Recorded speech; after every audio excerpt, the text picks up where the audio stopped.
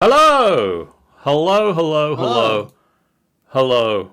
No, wait, that button I press. Hello and welcome to this Final Boss Fight live stream of the Council of Tamrinor, which has just gone thank you. live for a second time because the Stream Deck decided it when Ben said that we should just go away and do it another time. The Stream Deck listened, which it shouldn't do because it's just buttons and not actually got hearing capabilities.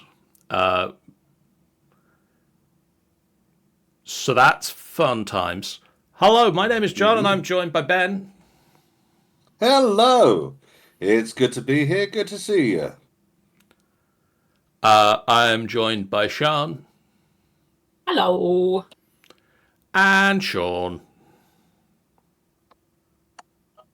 How do? It is I, Martin Madrazo.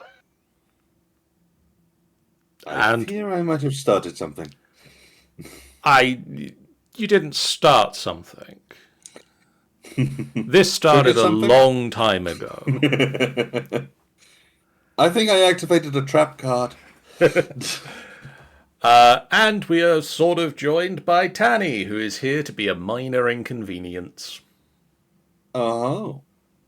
And an ad Ninja skill. break that is just about to start because the stream started again, so the ad break's reset. So that's fun times. Here is an ad break now for all of you that don't pay to be with us. You see adverts now. For everybody that does sponsor, I think you're still with us. Is that still how this works, Sean? Yeah, if you're subscribed, you can just hear and continue watching the stream. Whoa. You don't get the advert. That's handy. I got some new things today. I'll talk about those for about 50 seconds while this ad break's happening. These are not sponsored things. I bought them with a gift certificate from work on Amazon. Ooh.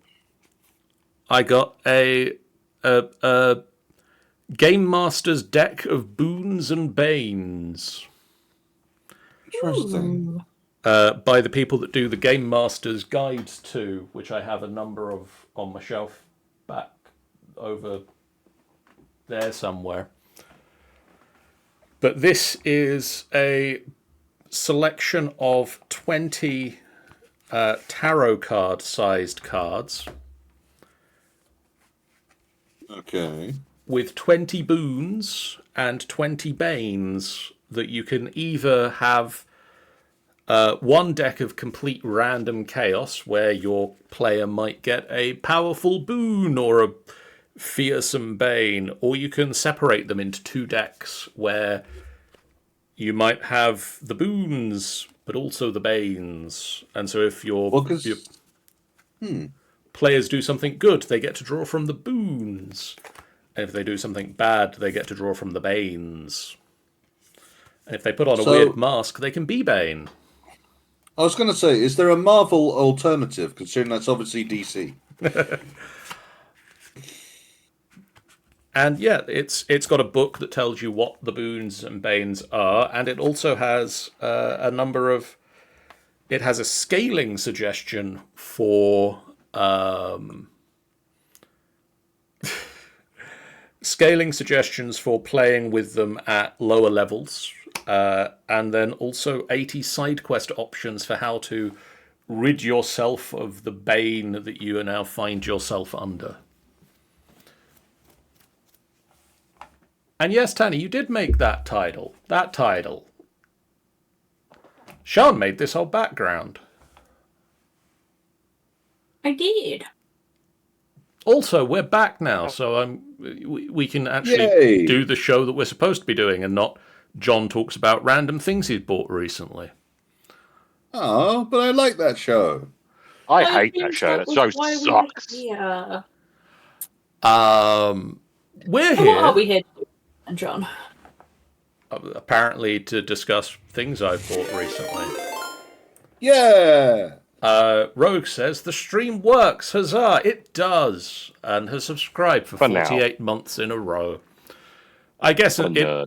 it works until Ben decides to take out my stream deck again with the edge of my keyboard. We are here to discuss locations, places.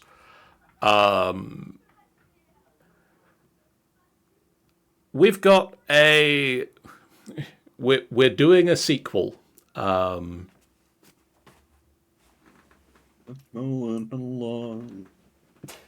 Thank you for picking up on the reference.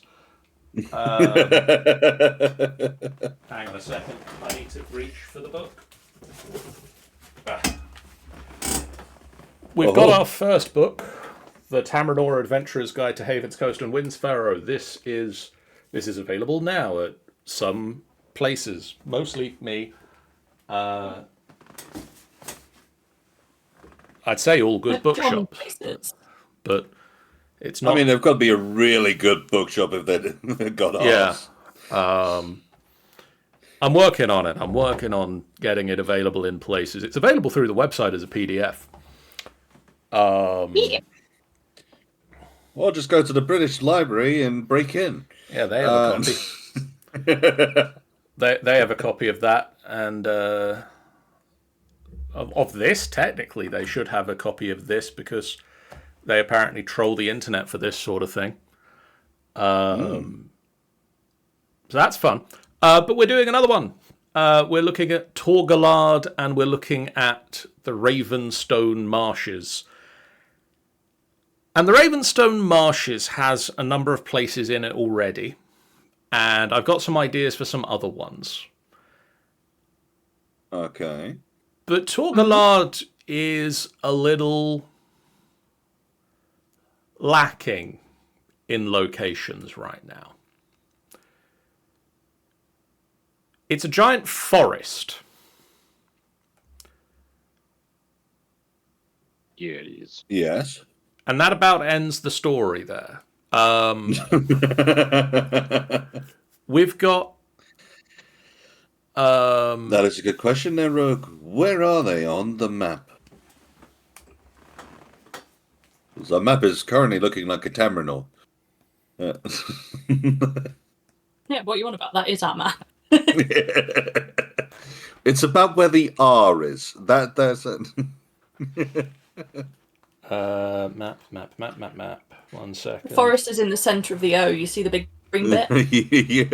If you look at the map, the marshes are in the bit where it's titled Ravenstone Marshes, which is sort of in the centre of the continent. And Taur Galade's this big foresty bit down here. The big old fire foresty bit. Hang on a second. I'm going to switch it over to the booth cam so that you can see the map that I'm holding up a physical copy of. I was going to say that maybe coming out of it. Yeah. So this is Taur Galade, and this it's very difficult to point on a book looking at myself in the camera and work out how to move finger. And this is the Ravenstone Marshes. The bit around the water. The water is also in the Ravenstone Marshes, but that's the Siren's Lake.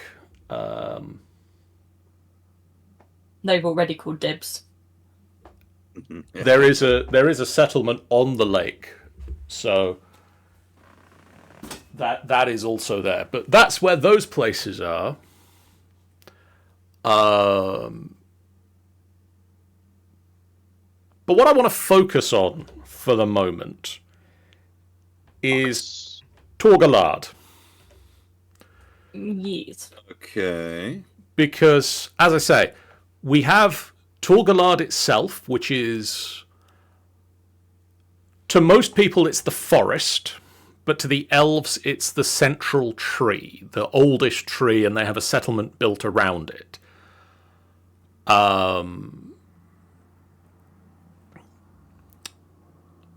We have the ruins of Taur Point, which was an old trading post that fell because of the did we call it the violet rot? I know it was... It was a rot of some kind. Yeah. I believe it was the violet rot. Well, as long Or as is it's it not. no, or scarlet. I was going to say, if you're going to say Scarlet, then I feel you might have some issues with the developers of Elden Ring, because there's a thing in that called That's Scarlet right. Rot. It was the Violet Rot, because Scarlet Rot was the Elden Ring thing. But Tor Point was a trading waypoint, a sort of crossroads where people could go coming up from Sanctuary Springs and either going to Vectis Haven or to Lawfell, and they would be able to stop and rest there, but the small settlement was wiped out by the plague. We've got Silvarin, which is a treetop encampment that is on the edge of the forest and was part of the army encampment during the Holy War between Ravenseat and the elves of Taur Galade. And it stayed as a permanent settlement after the war was over. And currently, that's it for what is written down for places in the forest. What I'm going to put forward as my first additional location, and I say it's mine. Sean and I came up with this idea, and I have since named it. Okay. And Sean and I have discussed it as well. So, Ben, this is a bit of a surprise for you, maybe. So it's going to get rejected immediately. Got it. All right, what we got? We'd discussed, Sean and I were discussing the fact that we feel that there needs to be several small treetop settlements within the forest, which is what That we're makes here a lot of today sense. to discuss. But we also liked the idea of the reverse of a treetop settlement. A subterranean settlement built into the roots of the tree. Okay, so we're going a little bit of the Lost Boys, are we? Built built with the roots of the trees holding up tunnels under the ground. Okay. And Gee, we've also thought that at the moment we have the gnomes, but we haven't given them anywhere as their sort of settlement. We've said that they live in groves and they live in sort of mushroom, like they are mushroom fungal people, and they live in their wilderness groves.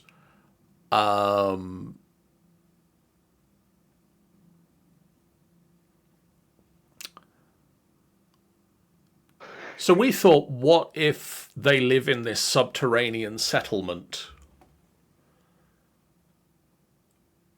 where they have sort of their houses and things, and the elves have shaped the tunnels and are holding them up with the roots of the trees.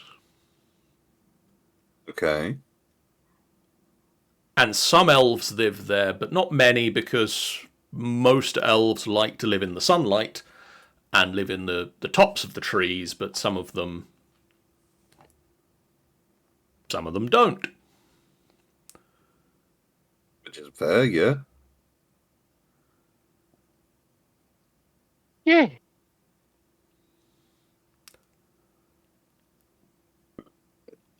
It sounds good to me, but then again, I'm one of the co-creators of this idea.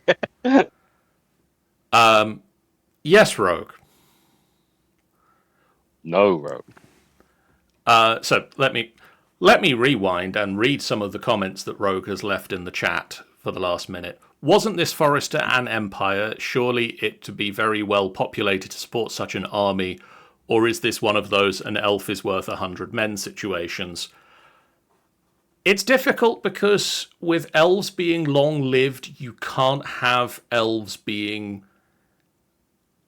Numerous. Otherwise, they take over everything just by sheer, they're going to live 750 years minimum. So I think it has got to be one of those, at least an elf is worth 10 to 15 men, not 100. Because otherwise they'd be massively overpowered as a player race. Yeah. But it like a well-trained elven army is worth 10 to 15 regular humans. And also that was a while ago. Yeah. And some of those elves that were a part of that might still be around with necromancy reasons. Spoilers. With the necromancers and such. Yes, those ones who just can't help but kiss the necks. So I'm going to go back to the screen where we can see the notes. So I've decided, I looked up the names of trees with big root networks to try and come up with something that would work as a name for this place. Thank you, Sian. So we'll jump straight into the bayou. I assume that was Sian. Yeah, it was. If it wasn't, I don't know who did that. If it wasn't, Rogue's broken free on his own. Yeah. Oh dear God, it's loose. I've gone with Terminalia as a name for the gnomish capital. What's the inspiration behind that? I should have written that down somewhere. That would be a sensible thing to do. There's no room for your sense here. Terminalia is a section of trees. A genus of trees, the Terminalia. And they basically are well known for having large root networks. Right.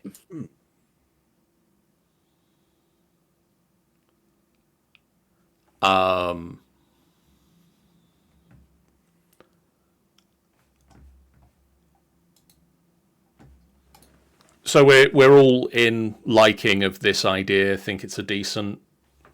Yeah, I'd say so. Yeah, I think so. I think the gnomes probably need to have played a bigger part in creating the space, but yeah, with the support of elves to really strengthen it, maybe. Maybe It could be that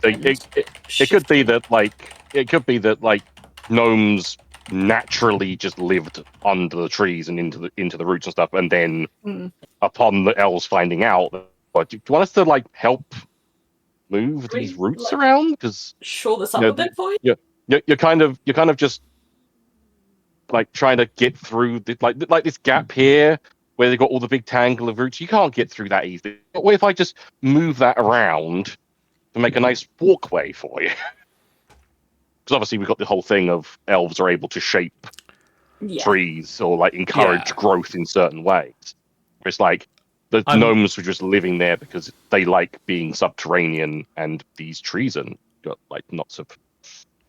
It's a nice place to live. I'm gonna say to Rogue that he needs to slow down in the chat a little bit. Because we can't address every idea that's happening as fast as you can say it. Because getting to the point we might as well invite Rogue in. because that's going a bit too quick. Well, even if we invite Rogue in, we can't talk as fast as he's saying things in the chat, or make notes. So I'm just going to go back a little bit and read through this. Another suggestion to that suggests a cool location that the foresty elves have to be grown. I kind of don't want the foresty elves to have to be grown, because then we've got both dwarves and elves that I have believe to we did have be that.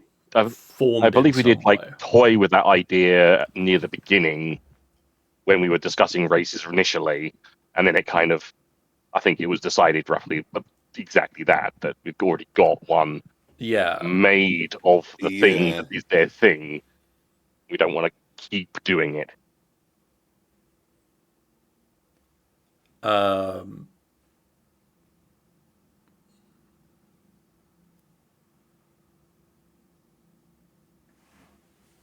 We appreciate your thoughts, Rogue. We'd just like them a little bit slower, or with more time for us to discuss the things that we're discussing between the things that you think of. He asks, when was the gnome settlement first built? Because if it's as old as the settlement, that's one thing. If they're descended from captives, then that's a whole different story.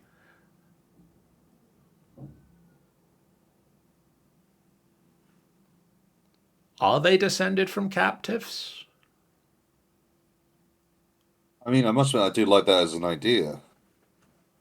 It's either are they descended from captives, or during the whole empire thing, were they in that empire helping? I mean, I feel that they can't be. They have to have been involved in some way. Yes. They were either And That's definitely correct. captives. They Yeah, were either which is captives or which is- they were assisting. I prefer mine personally, I because prefer assisting. because that steers us away from slavery. Mm. I mean, that steers us away from concentration camps, because we have Yeah. things where the elves at that time, we've discussed things where the elves at that time put other races to work doing things that they were doing themselves, but doing them for the elves as well as the people that Yeah. they were. The farmers farming the land for both themselves and the elves. The factories of Vectis Haven churning out weapons to help expand the elven army. They did get people to work for them. I think at this point, yes, I want to see the gnomes and the elves. The elves maybe didn't put the gnomes on the front lines. No, but obviously there's things that you need small people to be able to help with, like intricate things and And getting potentially like getting underground into place, supply lines. underground Yeah. supply lines. I think gnomes as possible infiltration specialists would be quite good. The other side of things, I end up trying to think from our actual history and along the lines of what they used to do with children. And taking that in. Out the monkey. Well, it's more along the lines of there are some jobs which require small stature. And as much as you can move branches and all that side and roots out the way, there is a limit to that without you actually disrupting the forest itself. If you move the roots too much, you might actually take away from the nourishment going from the trees. And if that is more important to you than anything else, you're not going to move them. So where they can move them so much, it's not really good for them, but for the gnomes, certainly. In which case, we send you through to connect us, to run whatever we might need run through, to dig if necessary, to do what is needed in areas where they cannot do things. Effectively, I could see it sort of starting off as, once again, this whole aspect of not necessarily seen in their own eyes as slavery, but we need you to do this, and we're going to persuade you to do this in one manner or another, to then becoming more on lines of actual persuasion, because actually this is a good working for us. If we work together, this works better, rather than us trying to force you to do these things. if that makes sense.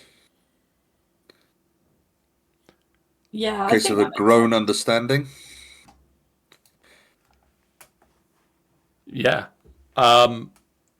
Pretty So much. I Exactly guess that, Rogue. the follow-up point to that is after the Empire fell, how do the gnomes look at it now?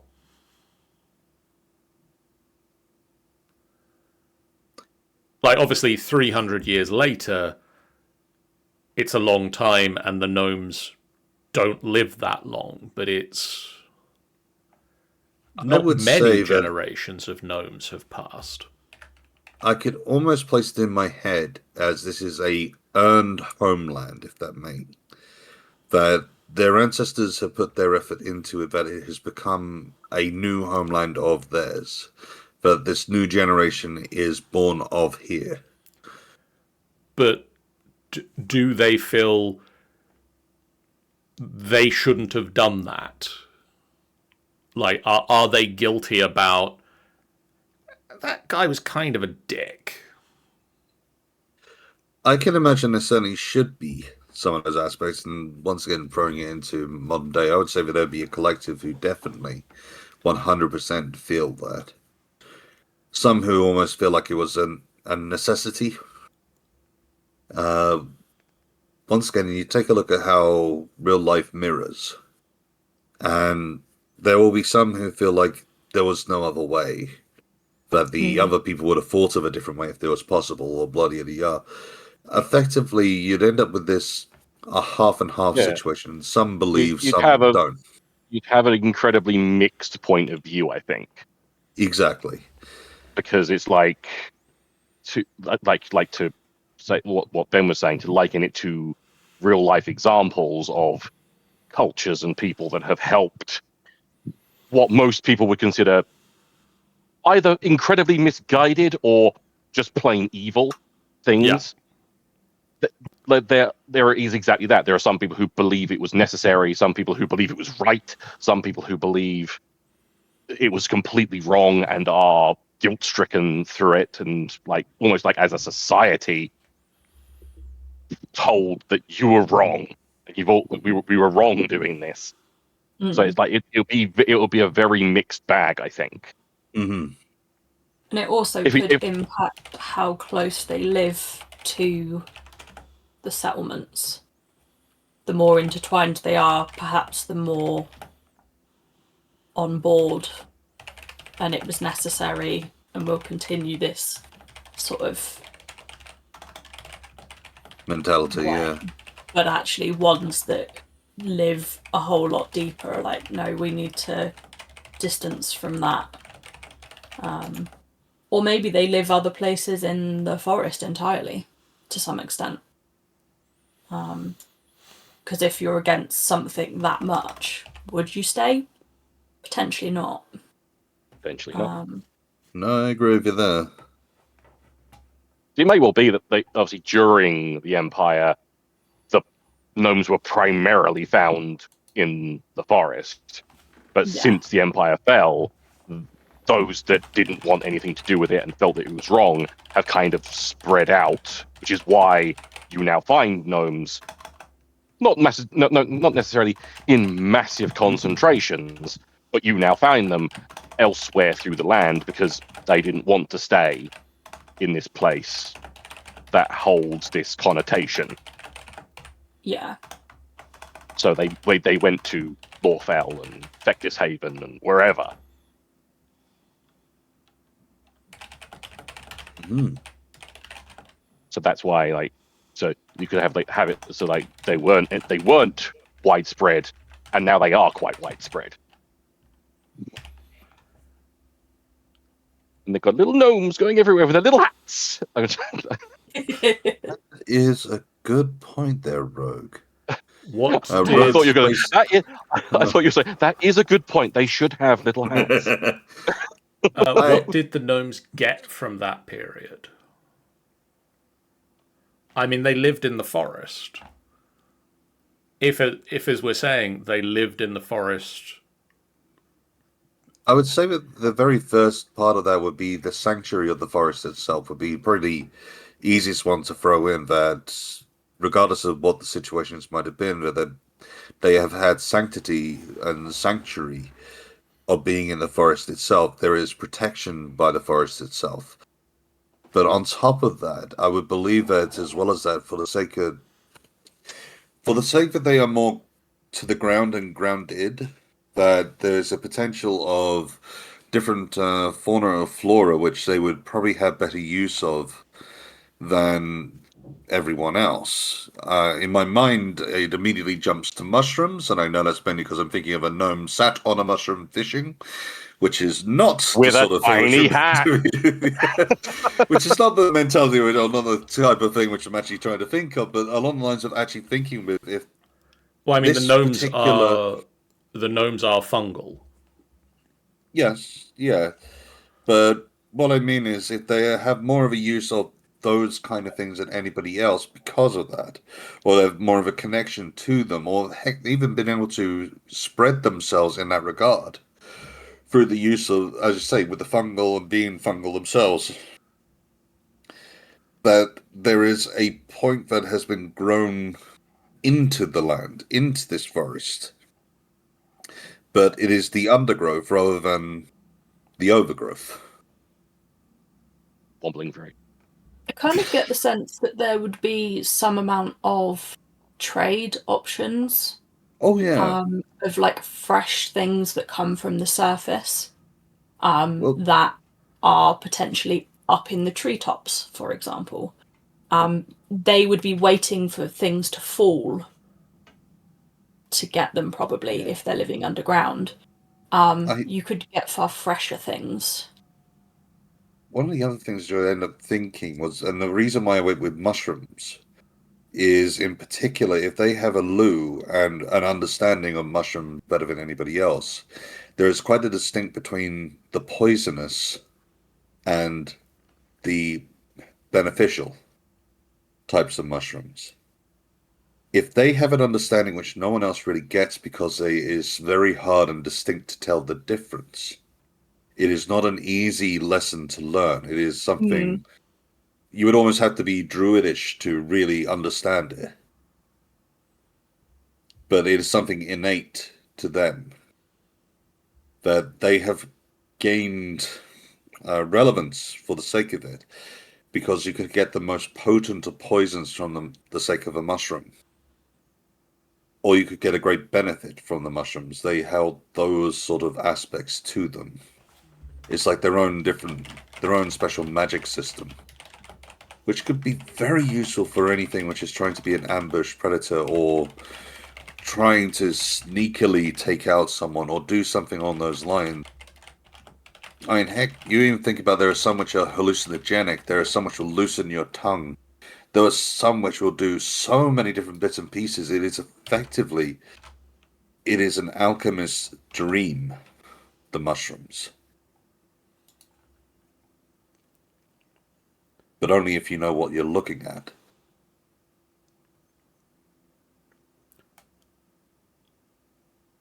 Okay, so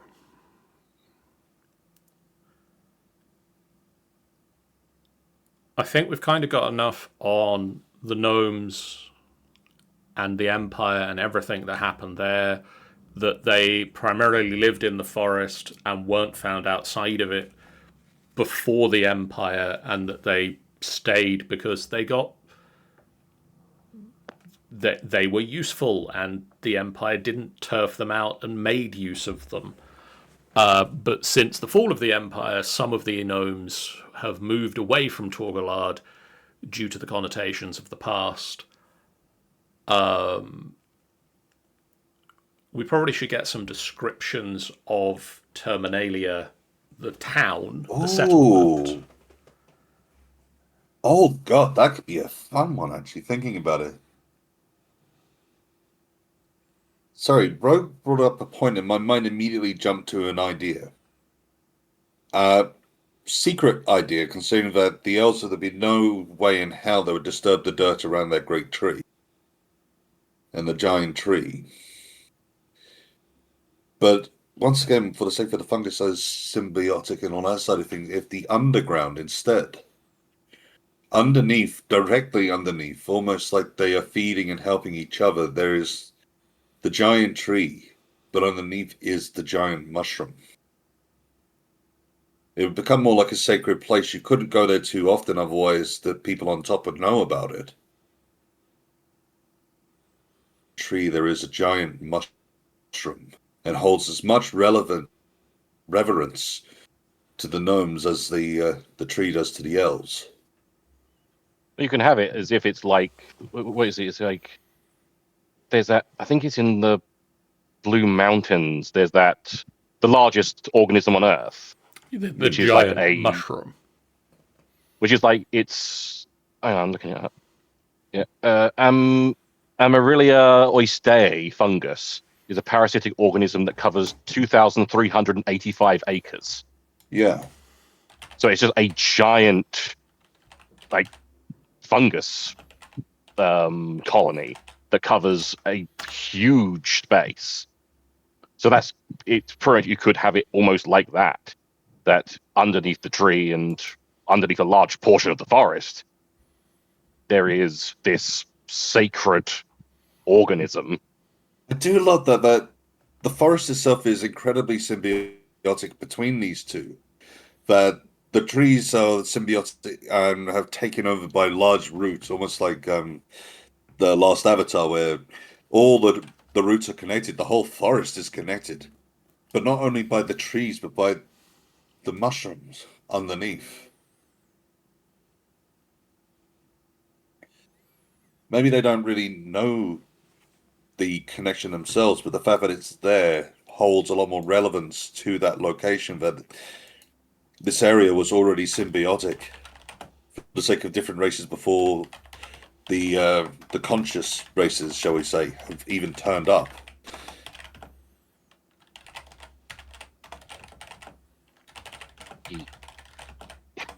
Oh, I like that idea. Well done. And I knew that there was a mushroom collie. I did not know what on earth it was called. So great recollection on that one as well. I just as soon as that came up, I was like, "What's that?" I know it's that largest organism. What the fuck is it? What was it called again?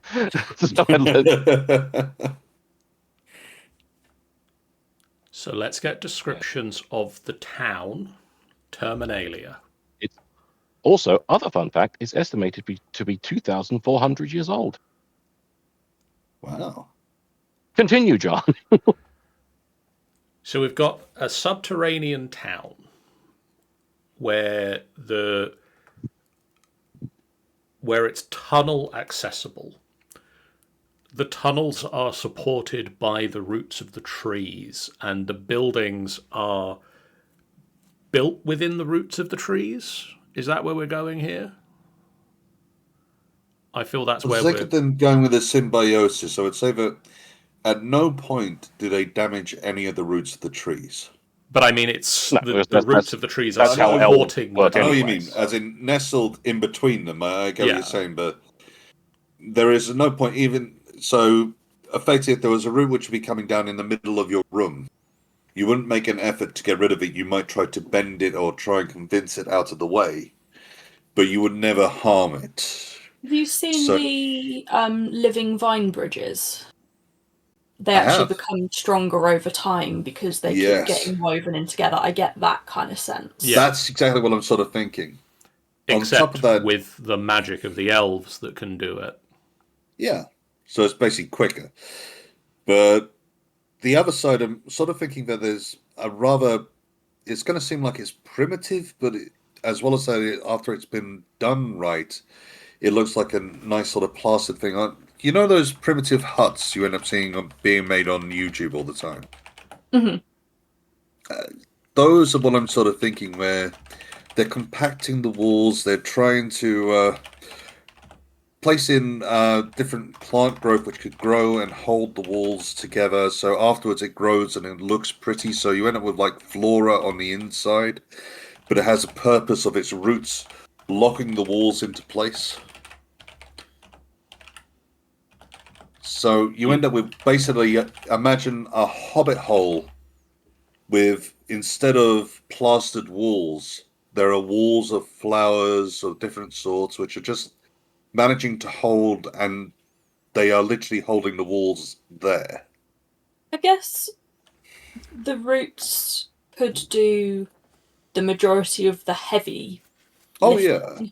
And then this is the mycelia, given that it does go through the much finer scale, that could be then what weaves that's true. Very the true. walls into their more like, not necessarily a smooth finish, but smoother than if it was just Yes. tunnel. And actually, to be honest, then you start getting into, could it be you might end up being able to get some different colours and stuff, but also then like the deeper you get, the more mycelia that you would get into, Yes. and the less roots. You'd still have some really big like tap roots coming down, but a lot of the fine roots of trees spread out surface wise. Of course. So yeah, as you get further down, you might have it a bit less clean of a space, but you could get some really nice intricate woven together mycelia and root walls in that like Absolutely. sweet spot middle bit.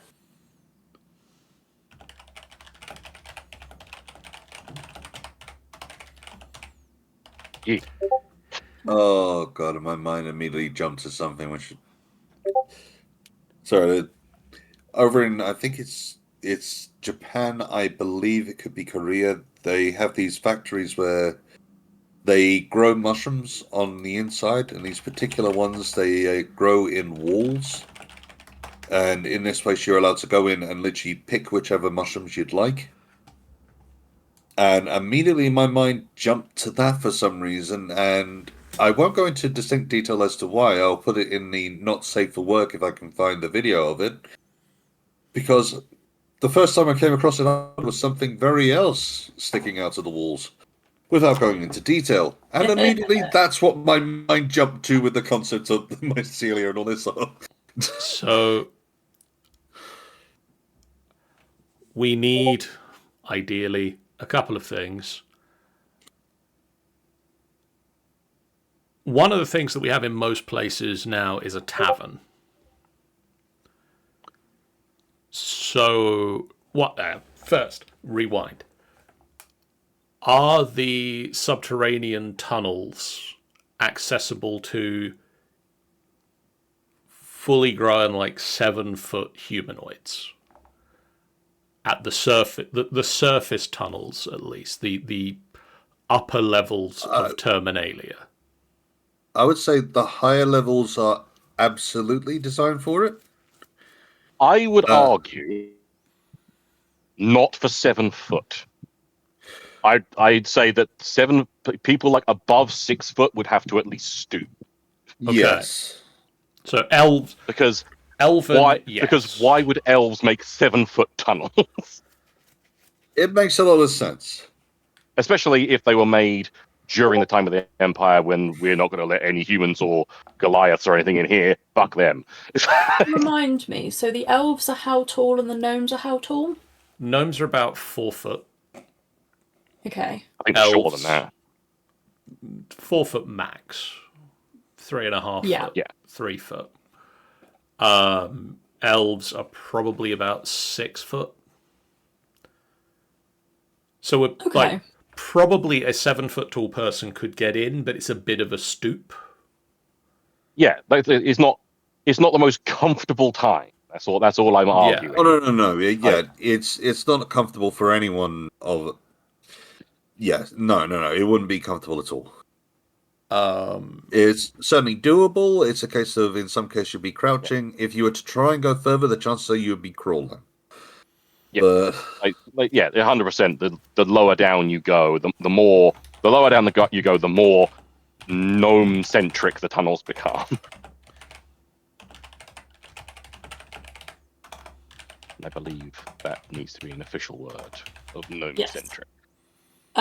Just for reference, in the Discord, the channel that we're in, I've put a couple of pictures of mycelia, and how it kind of grows out. That's the kind of thing my brain's thinking across the walls. Yes. Yes, 100%. I don't know, John, if you can throw that up onto screen. Maybe. Screen to see. As a sub point, every time I hear the word mycelia, I just keep thinking, mycelia, you're breaking my heart. Yeah, same here. Well, I wasn't until now. Oh, God. Yeah, John, you're welcome. My other side of thing, I decided that for the sake we were mentioning about the tavern, and I had to take a look. You can make alcohol from mushrooms, and the very first one it suggests how to make is called Candy Cap. Candy Cap Stout. Rogue beat you to it and has put in the chat. Oh, I know. I saw that. Mushroom beer. In my mind, the moment we were talking about it was like, I have to take a look to see if it's possible, because my mind immediately jumped to Dr. Robotnik, and it's like, okay, I need to see if we can make mushroom drinks. So this is mycelial growth. Mycelia. Sorry. You're breaking my heart.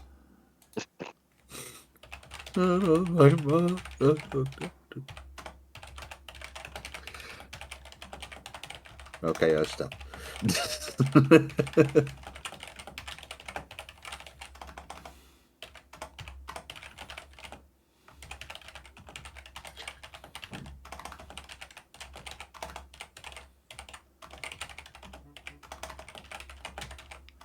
This is the fun portion of the stream where John has to type a bit. Well, I'll jump into the whole alcohol side of things if that fills in a gap. Because I started to take a look into it to see whether it, it'd be limited and to what enough it would be able to create and whatnot. And no, you can make pretty much any alcohol using mushrooms. And considering that the first one, and it isn't a registered name as far as I can see one, because it is actually named after the mushroom itself, is Candy Cap. Sure. And I would love for us to have a drink called Candy Cap. Yes, over to Sean. Sean, I would like you to make a dramatic reading of the following message that Rogue has just shared, that I've just posted in the streaming channel, because I imagine you might not be able to see the stream chat.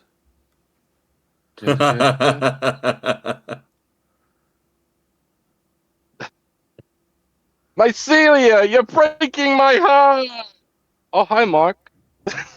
There we go.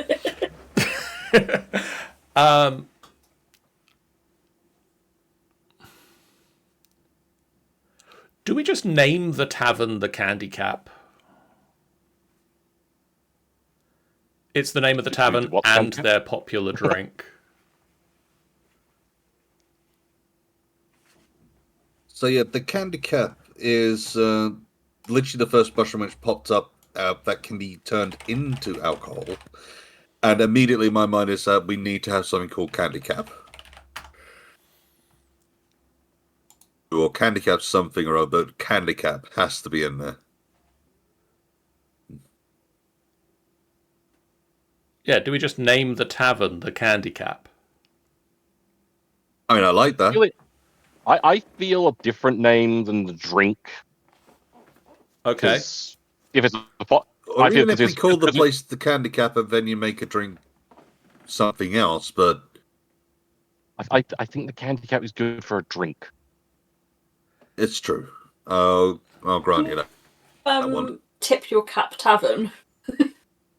Yeah. That's a good one, actually.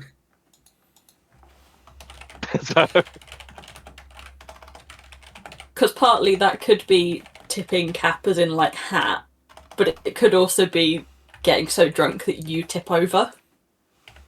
Oh, God. I kind of want there to be a little thing in here as well. So I would like to throw out as a specialty from the Tip Your Cap Tavern, and something which has gained a mini popularity and seems to go around and tends to trick a few people as to why people wear them. But they have a mushroom cap hat, which is meant to be sold as a novelty, but people tend to wear them more as functional. It is not something which is inherent to all gnomes, but there are a few that wear the mushroom hat.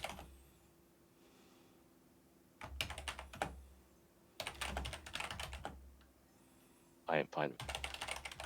It could be interesting. I kind of like the idea, just sort of safe, but it also throws out cutesy options for people to wear which feel in-universe as well. Because the other bit is that unless you've actually get yourself down to the Tip the Hat tavern, you won't know that the hat has only relevance that it's come from that tavern. You might. I'm seeing people playing tricks and having fun and convincing people that it means so much more. I'm seeing all these other bits and pieces. I can see it being sold as a rare item in other locations because I was thinking it could be like there's some sort of game that they play, like I don't know, like a bar sport or something in the tavern, and the prize is the mushroom cap. And so I love it. I love it. It's a sign of pride that you've won the mushroom cap. And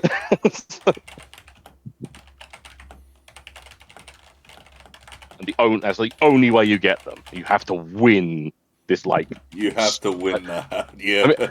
Admittedly, it means we've got to think of a bar sport, but... Oh, I will come up with one. I mean, I've been writing a little mini booklet of bar sports. I'm sure I can come up with one. And how we could play it using dice so that people can actually participate as well. Exactly. Then you can have your, I don't know, your Goliath barbarian going around with a little mushroom hat. Yeah. So I've stated that they have a novelty cap which they started selling as a humorous bit of branding, and others are wearing it as ironic headwear. Some sell it as a rare item. There's also a special annual event where you can win a special mushroom cap. The golden cap. Oh, no, the candy cap. The candy cap. You can win the candy cap. You cannot buy it. Rogue says, do you get a specific mushroom cap if you're a doctor? He also points out that apparently if you mix LSD with booze, it makes both of them more mild.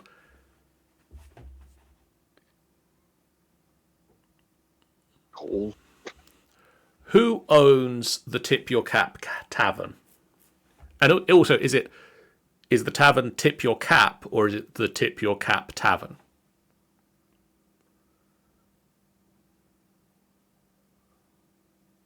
I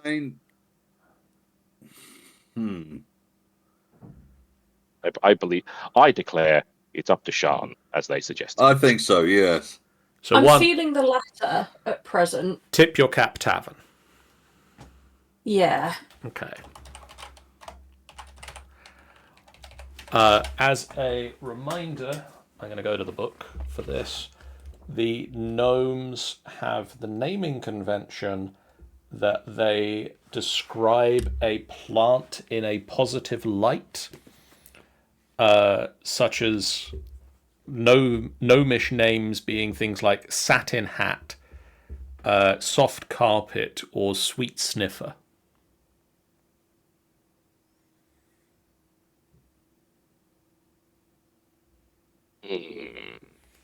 So who owns the tavern? And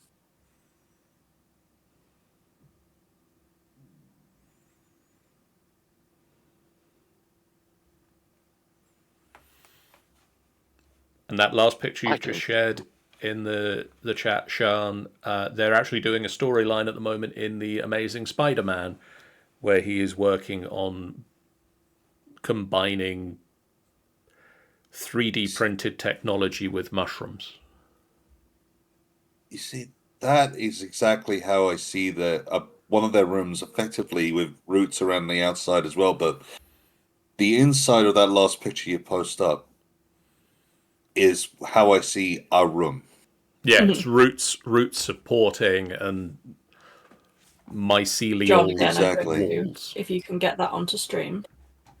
1 second. But yeah, This one now. that's the kind of feeling that I'm getting visually. As far as Ta-da. This is what we were just discussing.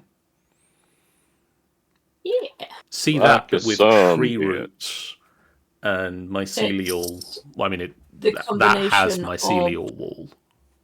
of fungi and textiles for that particular one.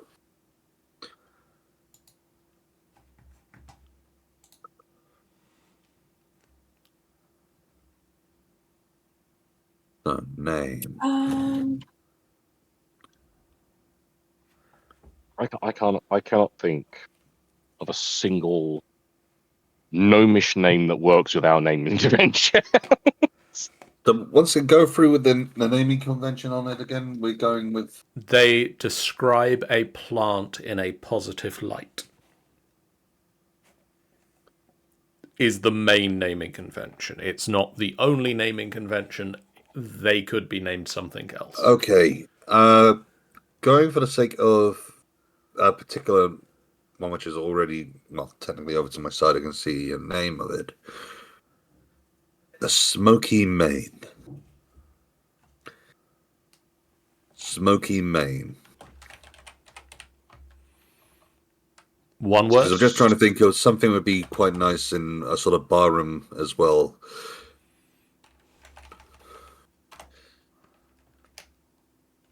And that is exactly how I was spelling Maine as well. Yep. So it's based off of the lion's mane. But imagine they probably have their own version of something Maine. But Smoky Mane. I think it has a nice little sound to it, don't you think? Yeah. Can I pose dewy mane? A dewy mane? Yeah. Because I'm thinking tavern liquid, dewdrops on mushrooms. Makes sense. And whiskers on kittens. Exactly. Something mittens. Oh, these are a few of the things. These are a few things. You're my favorite things, yes. These are a few things I find adequate. Okay, Rogue, you're just saying an adjective and then a flower. We appreciate the effort, If someone names their child Buxom, I think there's a problem. Real question. Yeah, I feel if they called them that, child services get involved. I am going to nick this name that Tanny's written down for future purposes. I know that name. Why do I know that name? It's a type of mushroom. No, it's just what I've heard it used as a person's name as well. In something, I don't know what. Doesn't matter, but Also, John, enjoy the fungi I've just put in chat. You could have Ooh. a child name and an adult name. I've nickname later on. In case I think that might have a whole ream of connotation. I mean, even if that's an adult name, there are questions to be asked. Oh, yes. Yeah. I mean, going along with this side of things, why not just start calling them shiitake? Okay, do we say that Inoki... I'm going to throw this out there. Is Inoki the owner of the general store? I kind of like that. One, there is a general store.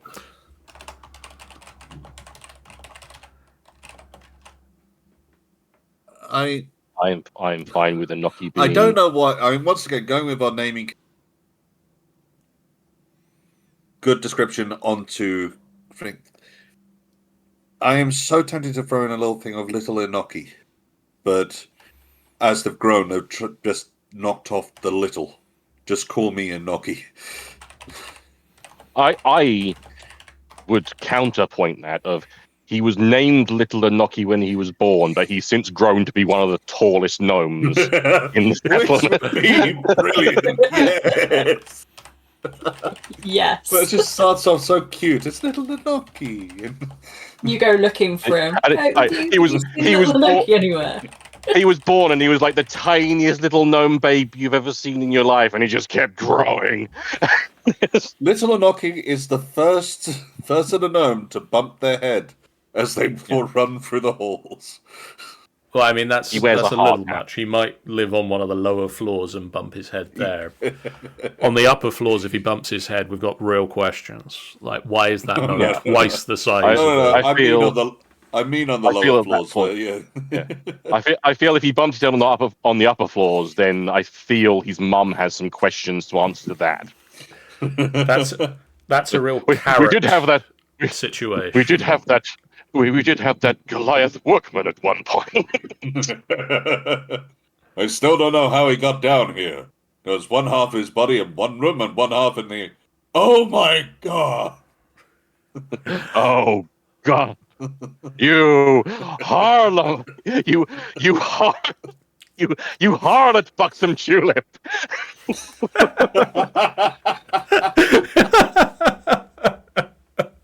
Okay.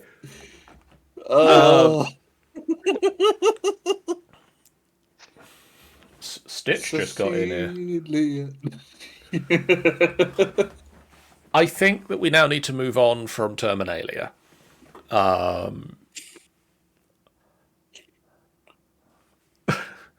Rogue says, I'll have you know that Buxom Tulip is a nun.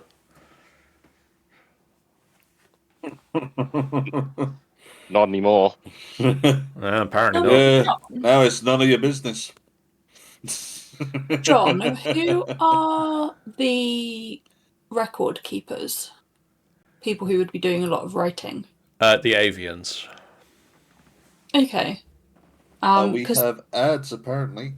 Yes, there might be there is some a trade, book running. some trade opportunities there because of like the ink caps as a mushroom. That could be interesting because the elves and the avians do not get along, and so there wouldn't have been that supply for a while. So this could be a recent trade deal. Yes. Or a secretive trade deal. One of the two. It could be something that the ones that have moved away from the past and have moved out as a new job that they've come up with. A new income. Income. Yes, indeed. What have I told you about squid porn? What? Yeah, I'm listening. I've listened to you, Ben. Watch it constantly. I know. Yes, but don't talk about it on stream. You didn't say that. You told me what? You told me watch it constantly. Wear the T-shirt. Did apparently she's wearing a clothes now. Good thing. Did he make you sign up for his only cephalopods? Yes, he did. Oh, That's where I got the T-shirt from. that makes sense. They're back from the ads now, so we can stop this foolishness and discuss other foolishness.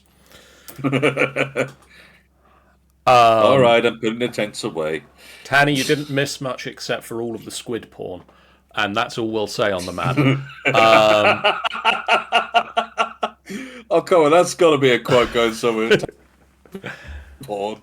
So I think now we sort of... Well, for me, part of what John said got cut off, so I can't quote it. Someone else will have to do it this time. I think now we the need devil's to... finger mushrooms. We need to do two things.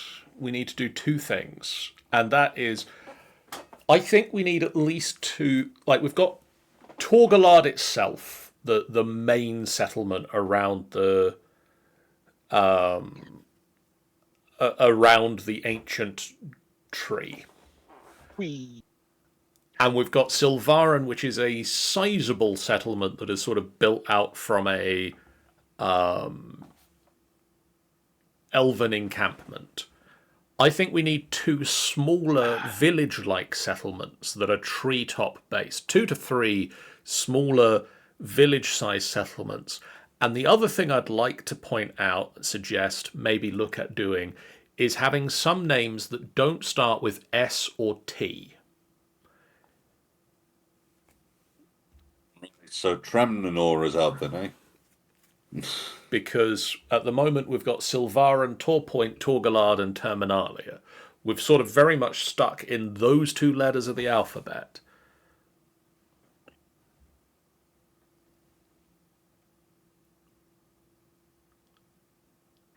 So any ideas?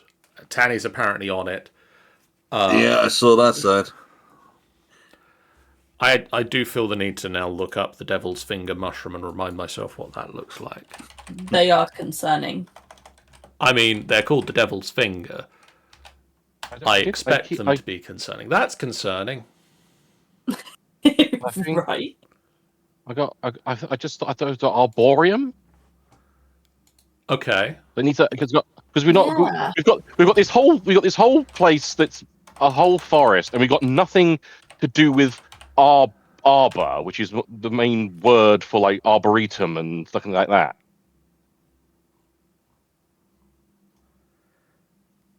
Tanny says evil laughter. I don't need to look it up because I know what they look like. So what is special about arboreum, which it's also complaining at me that I... mostly T, but also S.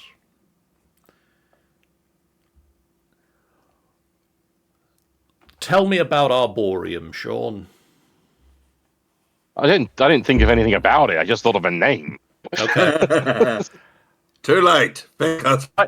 My job here is done. It's the other 2 that's to populate the fuck. Sean, tell me some details about arboreum.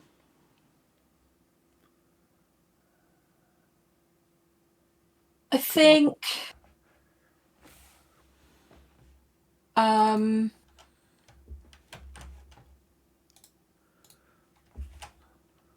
this place would be much more cultivated than other places. I'm thinking like arboretum, like it's a bit more planned out, like it's been planted with purpose. So compared to perhaps the natural sort of flow of the forest that most of the other ones have got, for like townscapes and whatnot, this is a little bit more refined. Still more chaotic than Grid, but you know. And I get the sense that they would be building around the bases of the trees, not in the trees.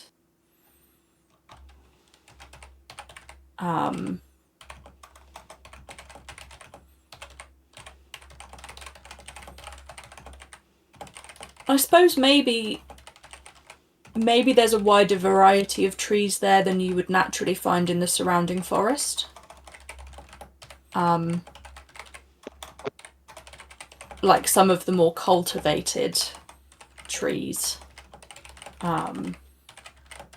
which is some of their trade options now. Maybe? Is this maybe something they've built since the Empire? That's the sense I'm querying. Yeah, I'm feeling that. Like this is a whoopsie doodles peacemaking, like I realise that having a giant evil empire takes a little bit more than saying whoopsie doodles are bad, but like it's an olive branch. Yeah, I feel a lot of World War II movies would have ended very differently if it was whoopsie doodles. Yeah. It was a whoopsie doodles level mishap. An olive branch, maybe. Thinking of it. Because obviously, Sean's saying as well that because it's like built more towards the ground, not into the treetops. It's like they're because with that it kind of offers like, outsiders are welcome. Yeah. Because it's near the ground, you can get to it.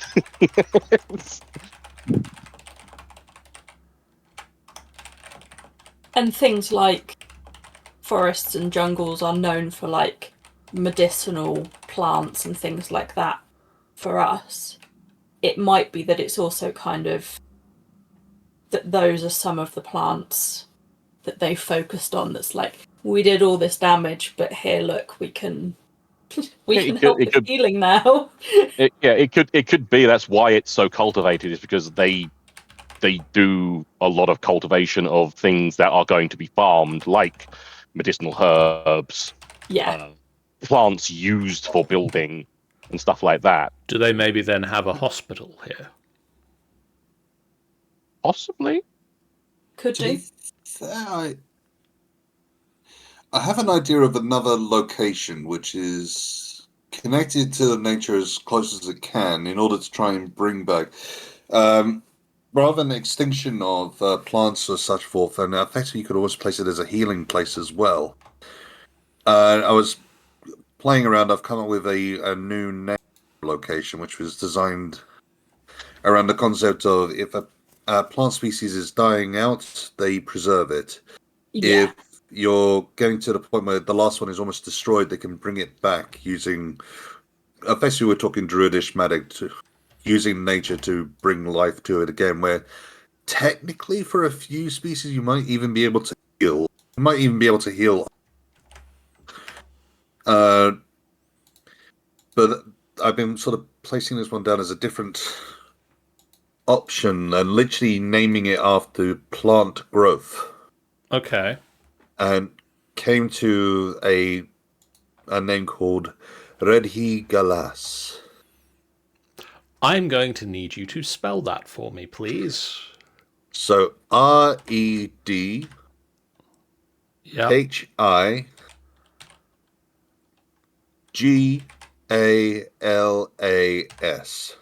Excellent. Exactly. Okay. I'm going to say to the chat now, you can stop with names. I've taken several of the ones that you've suggested. We'll go through them. We're going to work with what we have now. I think we're okay for place names right now. Thank you for your assistance, both Sean. Thank you for your assistance, Sean. But also Rogue and Tanny, thank you for the names. You hear that? You hear that, Ben? We're just chopped liver over here, apparently. Fucking... Yeah, I know, it's terrible. Yeah. You just have Why to I be even here. force myself in this chair?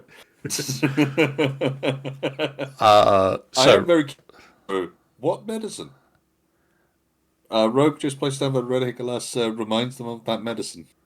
I'm curious of that too, but I'm going to write down some of the notes of the things you just said. I mean, don't get me wrong. Right. I'm glad it reminds you of medicine. The location is to be about. It's Drugs. growth and healing, effectively, but I had no idea that it was going to remind you of the medicine. That sort of caught me.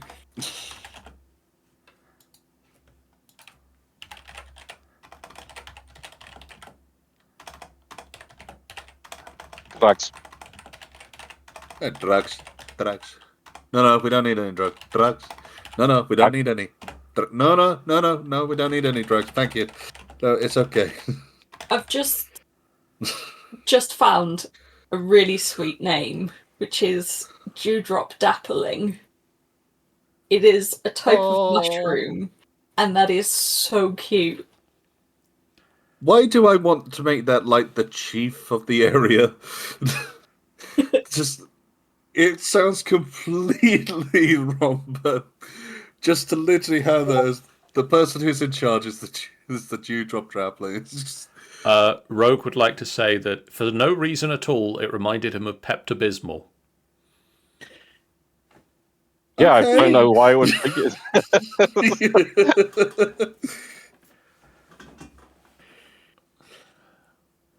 I mean, do we put down that Dewdrop Dappling is the mayor of Terminalia?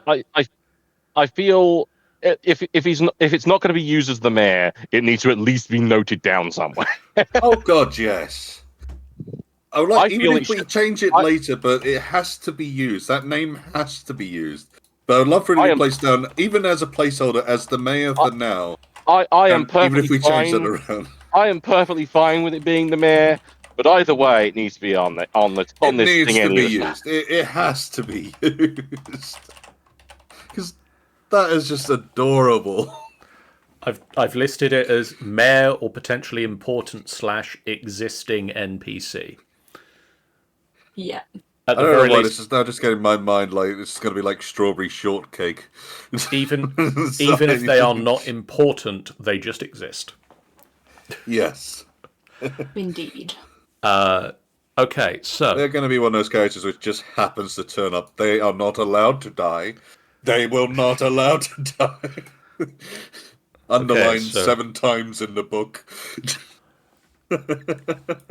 So most of my notes just turn to everything needs to try and kill Dewdrop Dappling at every possible turn. No, it needs to be. They are not allowed to die, and it has to be published in the book that you cannot kill this NPC ever, otherwise you forfeit your use of this book. I would love for that to be a disclaimer in the book. Yeah.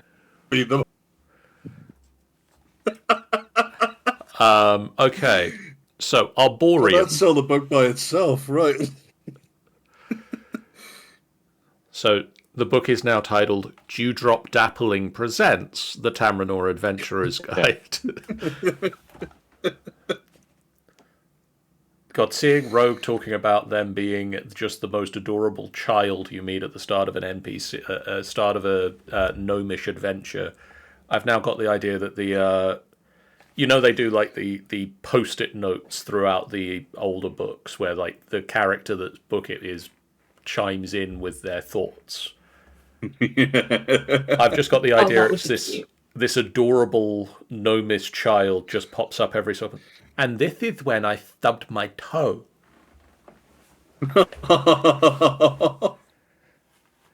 These people tell me that they are not the bad guys, but I think they are because they have some very big swords.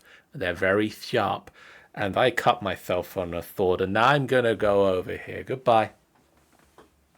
I once saw little Inoki hit his head. It was funny.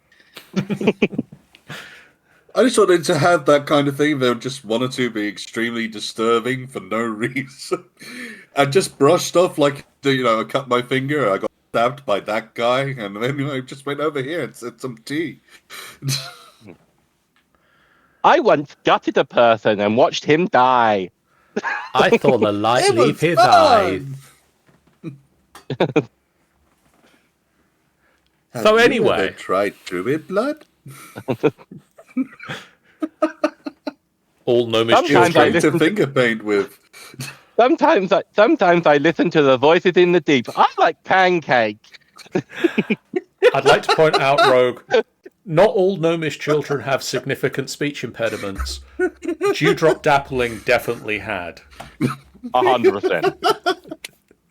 Like, and by the way, they sound like that even if they are actually an elderly mayor character.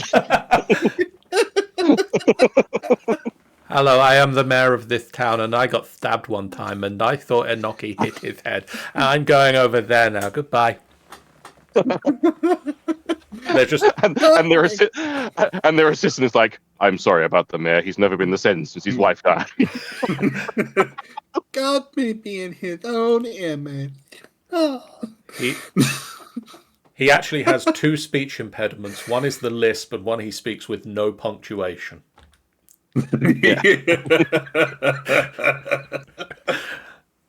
Anyway, Arboreum. We've just made Tanny choke on a grape. John desperately trying to steer us back to the task at hand. I mean, I am also causing some of the chaos, so that's fine. It can't be done, John. We're going down chaos road. Okay, so what have you got written down so far, John? Sorry, the lisp is getting me either adorable child or Chris Eubank. It's both of those. It's both. So at the moment, Arboreum is a small settlement that is much more planned out and cultivated than most of the rest of the forest, stands out slightly from the natural flow of the forest. Still a natural growth, but more refined. Arboreum is also built around the bases of the trees rather than in the tree canopy. There's a wider range of trees here than in the surrounding forest. The town was built since the fall of the Empire as a peace offering to the surrounding people, showing that outsiders are welcome and the cultivation of external forces in the wilderness of the forest. Medicinal plants are grown here. So, one rogue says, is it Arboreum or the Arboreum? I kind of like it. I think it's Arboreum. I think it's Arboreum. Yeah, I was going to say, I kind of like it as Arboreum. I get why you might call it the Arboreum, but I kind of prefer it as Arboreum. Yeah, because like the Arboreum makes it sound like it's a facility. Also, but it's not the only one. Where the Arboreum is like this is a village. It called this. So my question is there a hospital here or a house of healing or something along those lines? Because I think that makes sense. Yeah. I feel it makes sense too, yeah. Yeah, I think as well it might be somewhere that healers could potentially come to train. The sort of druidic healers. It might be like a route that they go and take.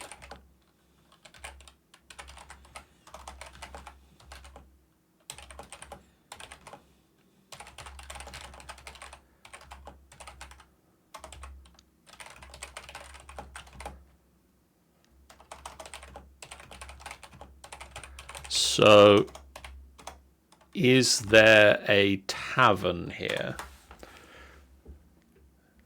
And also, I'm going to fall out of my chair briefly. Don't do that. I didn't. He can't help it. It's the urge to just took over him. My chair has a habit of tipping back further than it should do. It just casually tries to throw you on the floor, I see. It's not got quite that far yet, but it feels like it does go that far. To remind you of how we do elven names, elves tend to take nature-related names such as leaf, acorn, or branch, which then, when translated into elven, typically render them long, elaborate, and elegant. To translate the names into elven, mix up the letters, elongate the vowel sounds, and optionally add breaks. Feel free to add other words of elven we have included in the book. Examples: Akron branch leaf, Oak silverbark, and Ivy ockenrot. And Paul.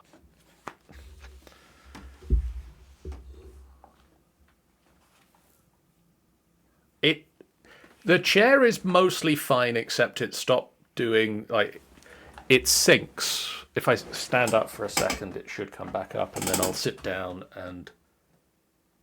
Okay, it didn't actually go back up that time. Occasionally it rises. Mine and then sinks, slowly sinks. Back up is not a thing. I'm just going to... It tips... It's meant to go back a certain amount, but it feels like it might be going back more than it should, and it might soon be time for new chair.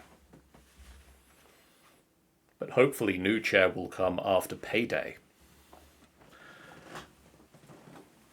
Or other payday. Or other payday. Or other heist-based video games. Payday 2. So I think we need the name of potentially the name of a tavern, and then we need the name for the leader of the House of Healing and the tavern keeper.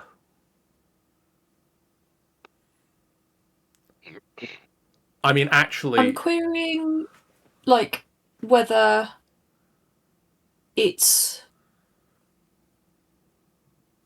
less of the alcohol stuff here, because it focuses on healing. So they have like an inn, a place to stay of some kind. Yeah. But Okay. it's Yeah. more chill. I don't think they'd serve alcohol necessarily. So an But inn. I feel they would be one of those bougie vegan fucking health shakes and stuff like that. Okay. So.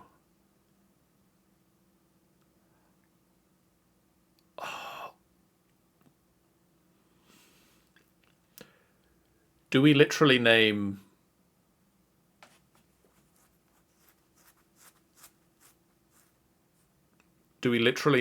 either the dock or the owner of the bougie establishment Olive Branch?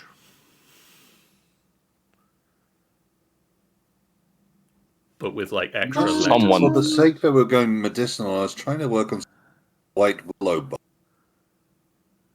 considering that it Willow is a would be natural cool. pain relief. Yeah. It's aspirin, isn't it? Essentially. Okay, so dock in charge is called what? Willowbark. I think willow bark. Taking away the white would take. So once again, trying to take a look at how our naming conventions work. Willow We could go with Olea, Olea, Yeah. which is the botanical name for olive tree. Sorry, Olea. Yeah. So it could be like Olea Willow. Olea willow. Ooh. Okay. That has a nice ring to it. Olea Willow, dock in charge. And then Rogue has suggested for the tavern or the inn, the Grand Bazaar or the Peaceful Arbolade. I do like the Peaceful Arbolade. I think the Grand Bazaar is a bit overused. Yeah. But I do like the Peaceful Arbolade. Because it kind of has that sort of relaxed feel. It has that. It feels like something which is sort of made for that place.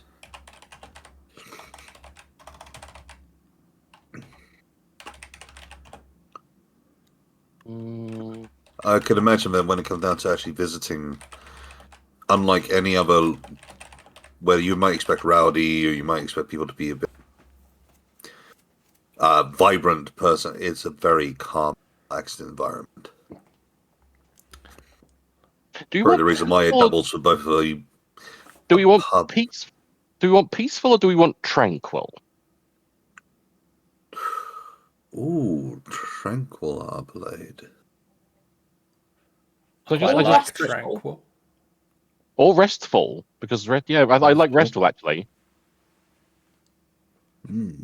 Because obviously, if it's like healing and recuperation. Yes, restful works very well for the sake of trying restful, to invoke that point. I return my tranquilness and push out restful. An interesting way of placing that, I'll admit. Well, on that note, I'm going to put Quill down as the start of the person's name. Yeah. Actually, what about Quill Ba'ark? Say I that was again, not sorry. wondering whether, more for the sake of invoking with the whole theme we've gone with most of the others, how about yeast? Yeast. So Y-E-S-T.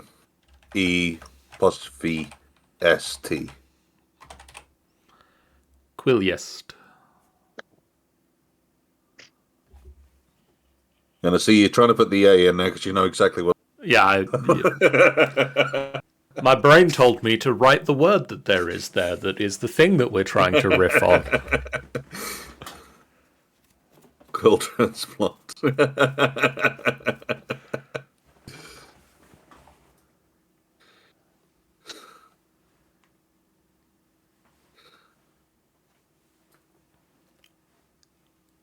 That's a good point from Rogue. If it's supposed to be a more international make peace kind of thing, would there be not only an elf running it? Would it be a I'd imagine there'd partnership? be others around there, but I can imagine this is more something maybe less owned, more established, and So, probably still around. I mean, I can imagine it being. I don't know why I'm sort of seeing this one as like dual ownership rather than. It's not something they've given up. It's not something they've just sort of handed over. They still want a part in owning it, but well, I openly. think it shouldn't be a gnome,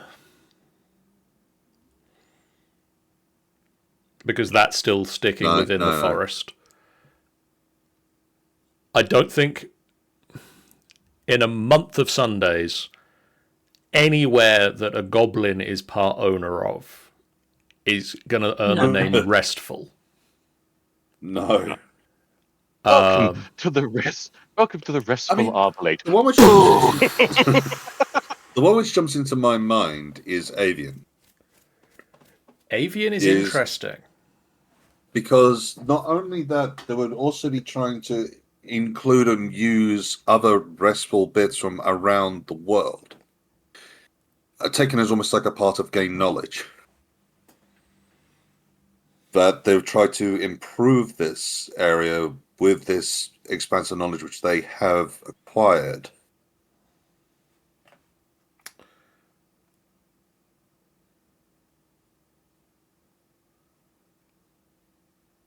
That makes sense? Yeah, I like it. I'm just trying to think of a short name that I can later make into an avian name. Just put insert avian name here. I'm going to put Gina. I was gonna say Phil, because then you'd have Phil and Quill. Fill in. Okay.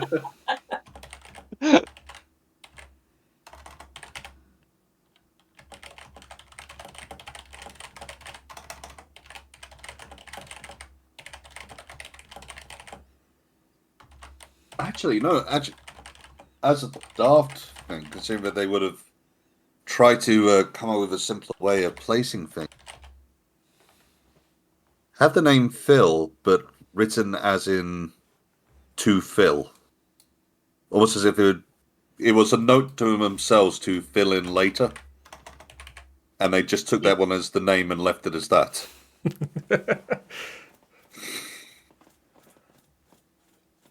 And you could even have it as fill in. Fill in. I think it actually goes. I'm going to put that as one word into caps. Yeah. Fill in the avian. Yeah. Just grossly misunderstood the paperwork. The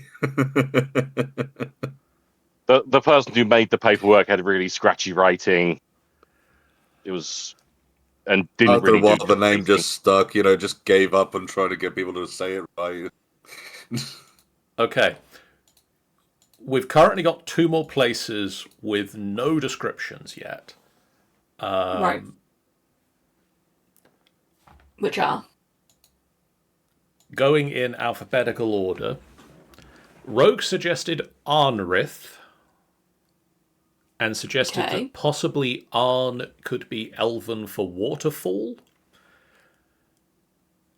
And there is, if you look at the map, which I can. I mean, some of you have the book as well. I do have. Yes, I do. There It's a shame a bunch is- of arseholes wrote in the fire for me. It's horrible. there is a Oh, river that it's graffiti. there is a river that runs through Taur Galade that connects from the Haven's coast up to just south of Coggeshmoot, which could be the River Rith. Except that's also really difficult to say, I suddenly realise, having to have attempted to pronounce it for the first time. But it could be the River Rith.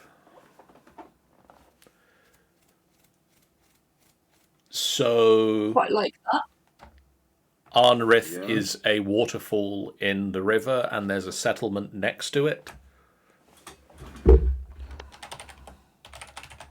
Sounds good to me.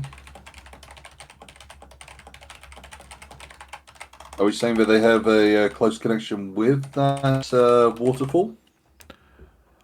I imagine you'd In other have a words, settlement there for a connection to that. So the reason for the settlement being there is that there is access to the river or the waterfall.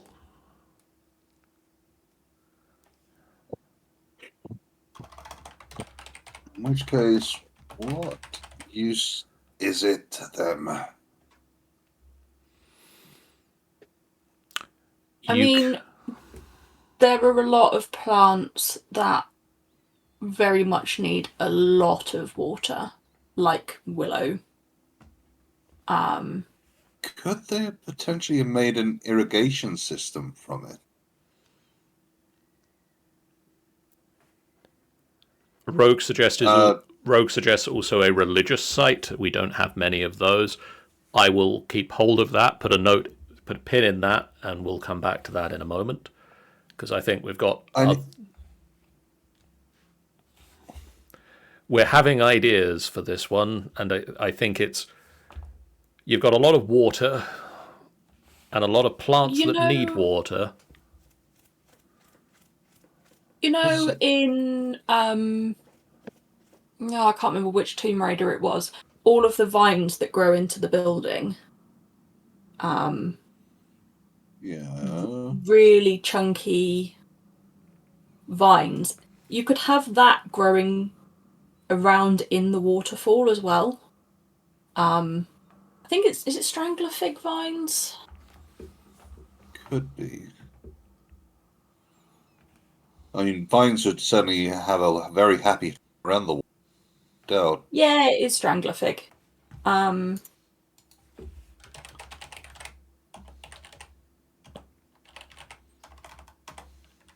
Strangler fig was the one that I was thinking of in particular. Wow. Because they grow really, really chunky. And quite fascinating. But the idea that maybe they've got that with the water pouring down through it as well could make it quite a magical space. Seeing a dash of Rogue's comment there about the Westminster Cathedral and also getting a thing almost like Brave. Could it be like a rite of passage? There is a particular ledge that is difficult to get to. It's almost like a proving place. I'm going to say that we'll come back to the Westminster Cathedral side of things with the next place. I see them using this. They needed to use it to start off with, and it's something along the lines of water is very important. And I'm almost taking a look at the map and figuring further along, I'm sure there would be streams, there would be other locations coming through, but got such a strong waterfalls coming through, almost you wouldn't have as much pulling to the sides. And that maybe there is a part of it where they have been having to use the water to... Almost like they stretched the forest out at one point, and it has become an important part of keeping that part of the forest alive, is to use the water, to take it and to spread it. But there is something also, like trade route. Yeah. Oh, that would be interesting. I mean, it it would be on the route that we've said the Casamite gets taken from where it is mined in what's the place called? Lawfell. Yeah. And taken out to Vectis Haven. It would go along the River Riff. In which case, you've got another little aspect concerning that it's a waterfall of getting items from the top to the bottom that they could have magically industrialized it, so that effectively, almost think like the Earthbenders in Ba Sing Se, moving items using the Earthbending, effectively where we know that our elves can move and manipulate the trees, that they offer a service up and down the waterfall to continue the trade.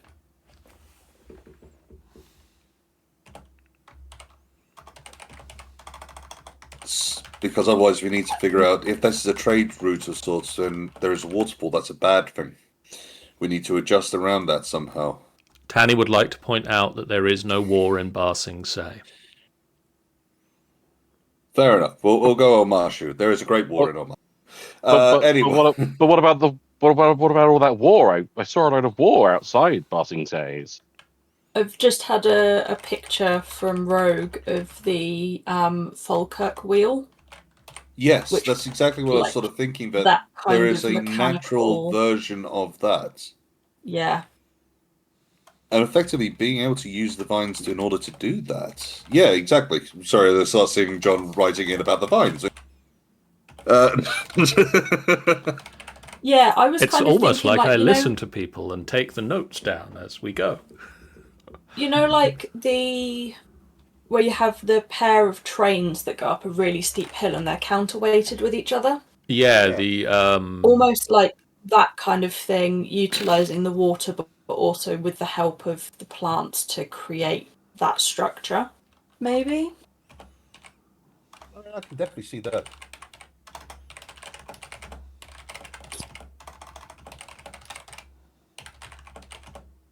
Just another question. Can you hear me? Yes. Yes, we can hear you. Something. Sorry, I've had an odd something bing bing sound come from my computer, and I don't know what on earth it was. You have started to sound a little bit different. I don't know if it stopped picking up a microphone or started picking up a microphone. Hello, hello? Hello? Yeah, Hello. you sound all right. Does that sound any different, any better, any worse? That sounds good. About the same. Like, subtle difference, but still fine. Also, there is still no war in Ba Sing Se. But I saw a load of war, John. I think someone needs a little vacation. I hear the Man, lake there's is a lot of war everywhere else. You've been invited to Lake Laukai. There's a very nice lake right around now. I want to go to a fucking lake. There's a load of war. There's the war. Fight with that. Deal with that shit. Okay, so I think that's enough for Arnerith for the moment. I might suggest we look into adding people at a later point. Yeah.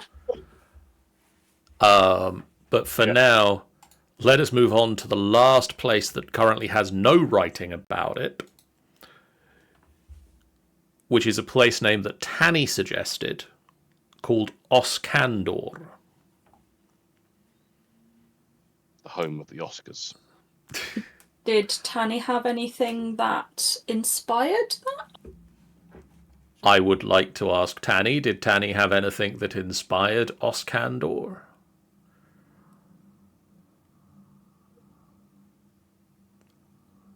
Please hold while Tanny is loading.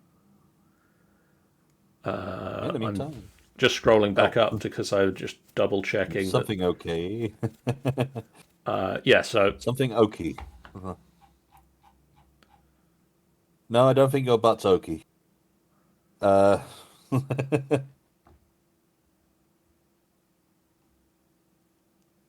okay, oak.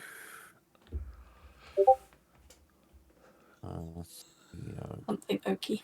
Oak in most civilizations is usually a tree of So- life of sorts, or I'd say this would be a good place for a religious site.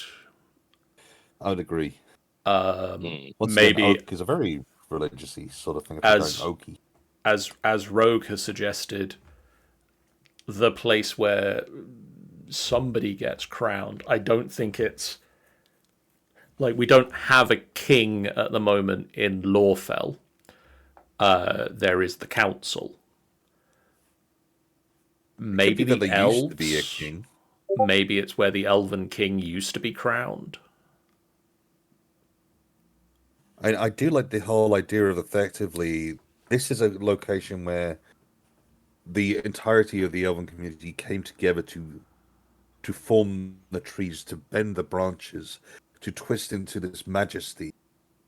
I am imagining almost a white birch outside with an oaken tree dead center right at the back, almost forming a great altar of sorts. Once again, everything bent, everything twisted, everything made to look grand.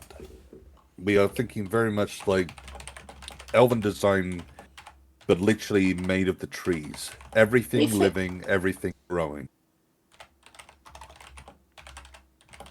Given their home tree, that massive tree, I was going to say, yeah.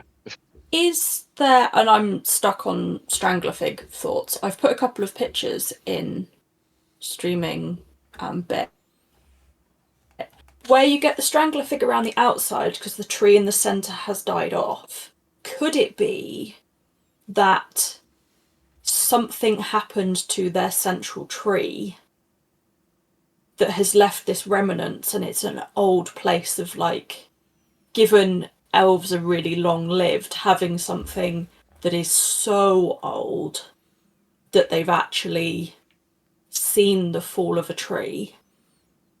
What remains is the Could it husk. could it be that this tree? Because I like the idea of this. What I like is the idea of this being, because once again, Sean with the Stranglerfigs, and I believe the idea of Stranglerfigs is that they do kind of possibly hinder, if not completely stop, the growth of their actual tree. There's not really any symbiosis to it. They're a parasite. Yeah. Could it be that this tree was their central main good, like main tree, and this Stranglerfig thing, or maybe something happened. Either way, something happened where essentially, in a way, the tree had to give itself in order to allow a seedling to survive, and that The seedling last became tree. their, and it became that seedling became Taur Galade. So they worship this. They worship this tree as thanks for the tree that now gives us I'm guessing then our that they protection. don't let any vines near the new tree. Yeah, that Like, now this it's like where with like most other plant life, they kind of like symbiotically like try to convince it away. With anything like parasitic or vine like, they just utterly just cut it down and cut it back when it comes to the new tree. I'm I gonna have to jump in and stop your conversation to address the conversation that's happening in the chat right now, because I feel that some of the points that we've talked about here are also being raised over there, but I want to get what you think of things that they are talking about. One, Rogue has suggested, what if it was the start of the forest? Which I think very much we're saying, yeah, I think it could be that this tree was the original tree of Taur Galade, and it has since gone away.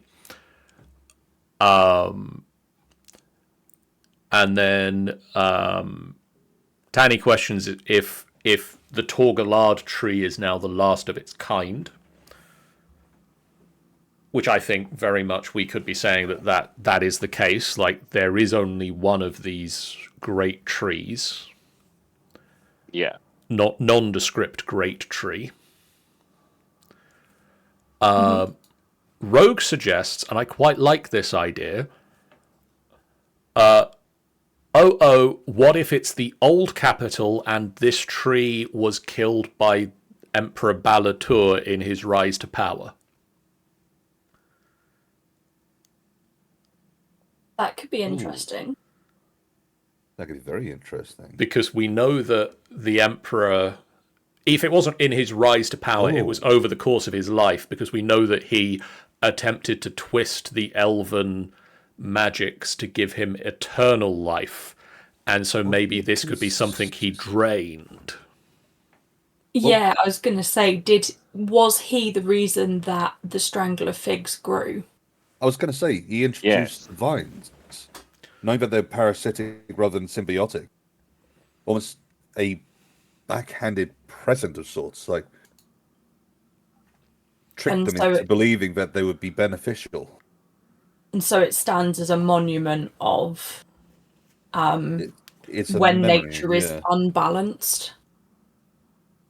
And a cruel reminder to be wary of gifts. That sounds pretty cool. It does.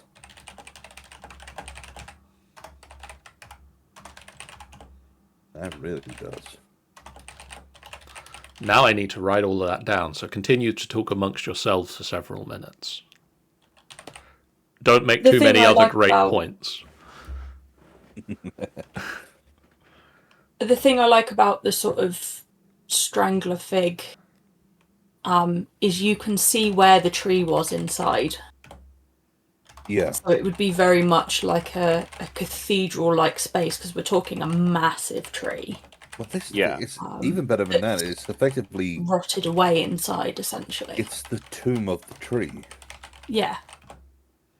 Yeah. And it is kind of like seeing the death mask of this tree, which they had so much reverence and meant so much. And it could also be that as decorative parts to it, almost a bit like stained glass. Yeah. But like with plant resins. Yeah, like amber and...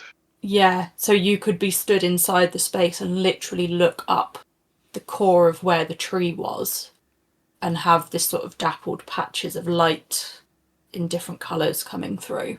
I do also like that they've also taken from this and learnt enough from it that they have managed to make use of the vines as well. So we take a look back at Waterfall, and that they use the vines there now, but beforehand it was an invasive species.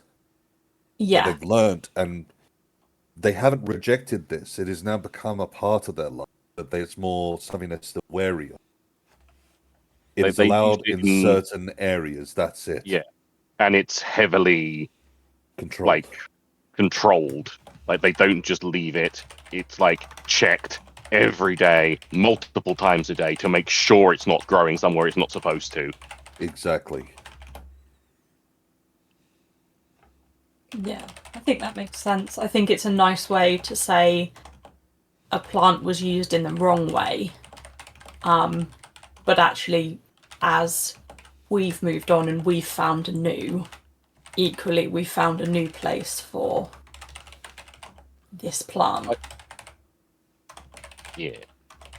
I think that's cool. I like how that sort of rounds it out. And is the stained glass windows in the tree cathedral, are they actually stained glass or are they something else? I was thinking that they would be like plant resins. So, you get like the sort of amber sap and that sort of stuff.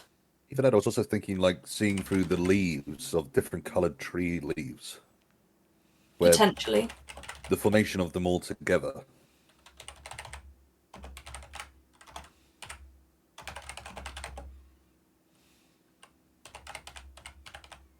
Because almost imagining them bending the trees themselves so that they can create the shapes and not in for the sake of the shadow. There's also like no reason why other smaller symbiotic vines couldn't be growing up it now with flowers and that's true and whatnot. Once again, they've learned from the old and now figured out which ones are beneficial, which ones will stay. It is effectively a harsh lesson learned. Yeah. Rogue also questions if it's a religious site, which I think we're all on board with saying that it is. Yeah. Yeah. Is it where those that were exiled, banished, or fled the rule of the Emperor went to? That were the kernel of the new order that has taken over? I think it's the reverse. I think they fled from here to where the new tree is. They took the offshoot of the tree and they left, and they went to the new place. Yeah, that's how I see it as Taur Galade as we have it now. The tree Taur Galade. Yes. Is like that. This dead cathedral tree was the sire of Taur Galade. Yeah. Like he was I don't know what you'd call the parent plant, I suppose technically, but I like sire. So like after that tree had died, maybe after possibly even rotted a bit, they found like a seed and were able to take that away and took it to where that tree is now. Like far away from that tree.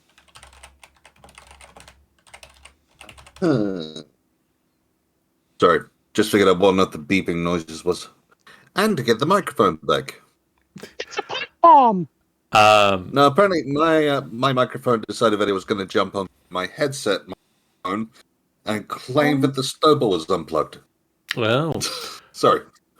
Rogue suggests also, does that mean the cathedral itself is called the Sire? Ooh. Personally, I quite like that. It's not bad.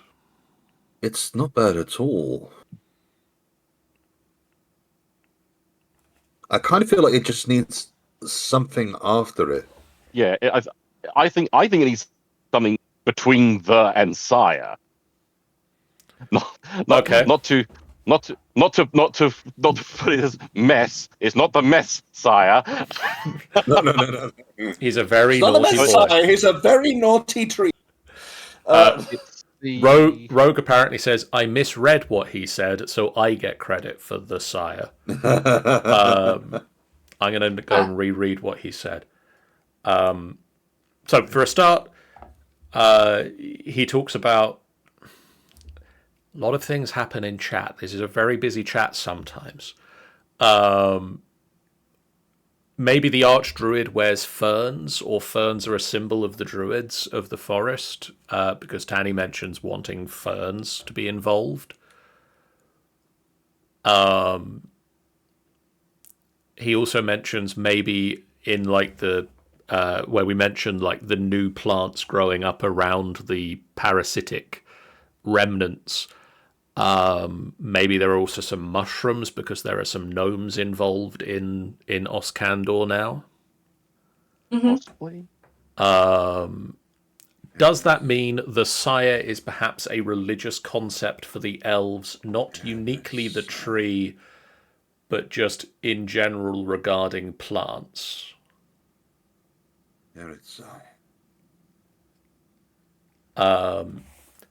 The Apocalypse Sire. I have Ereth Sire. Ereth Sire. And what does that mean? So, placing another sire would be effectively the beginning of all. It is effectively seed sire. The first seed, effectively. Okay. Ereth spelt EREDH.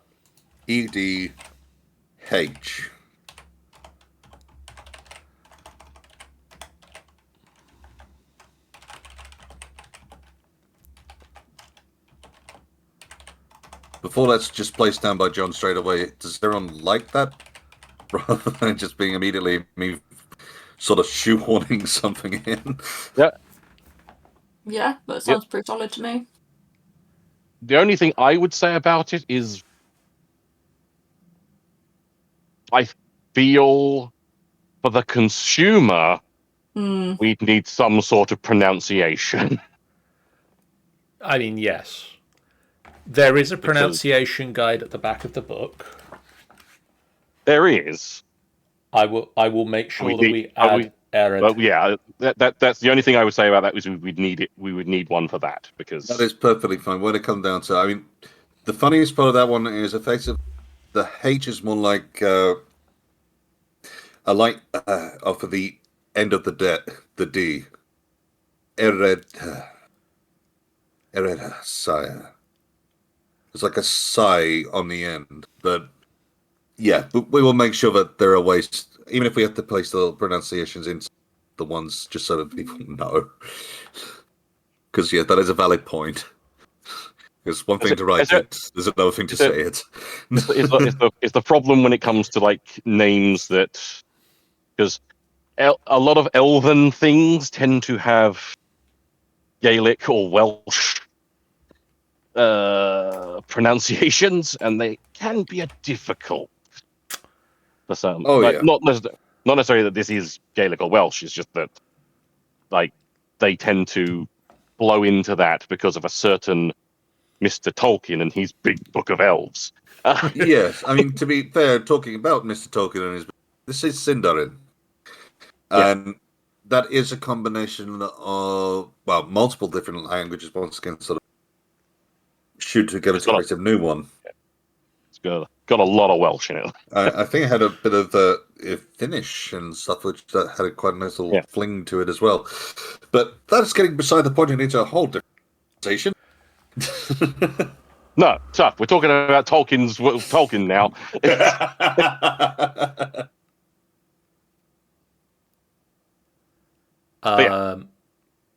Ow! My shoulder just clicked very loudly.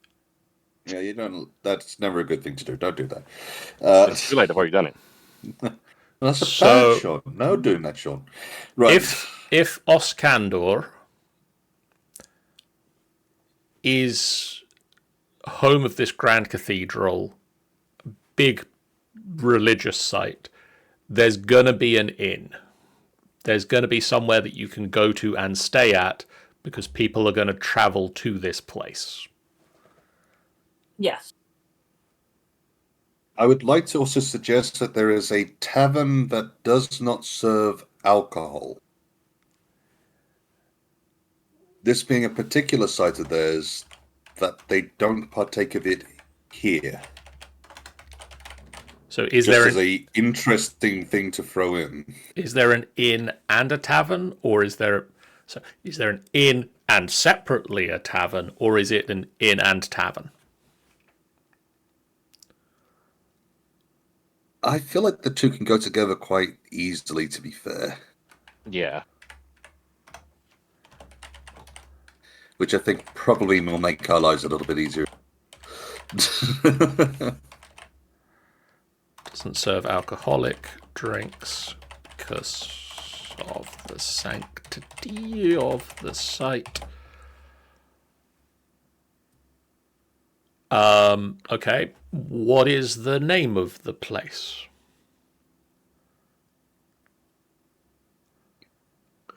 I quite like that Rogue points out that apocalypse means revealing of truth.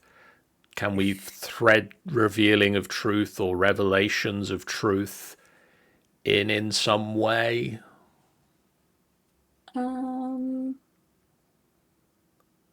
Truth.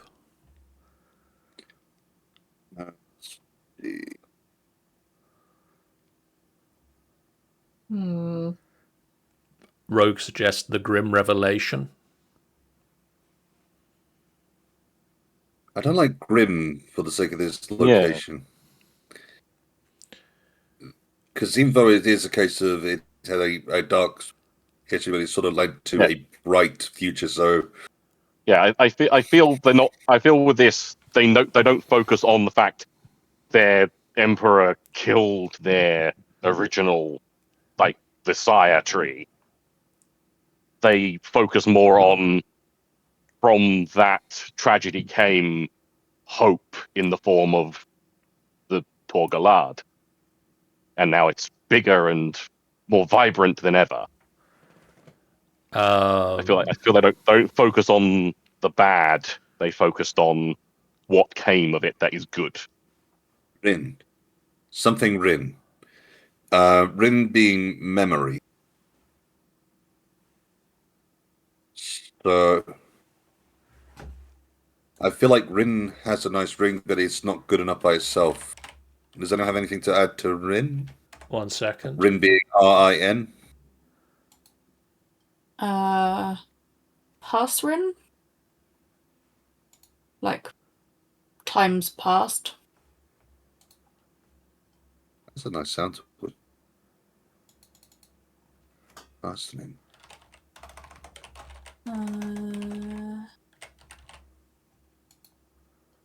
Rinrith.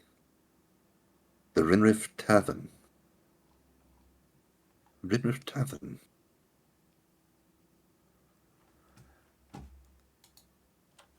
Why is it the memory of that river that's over there?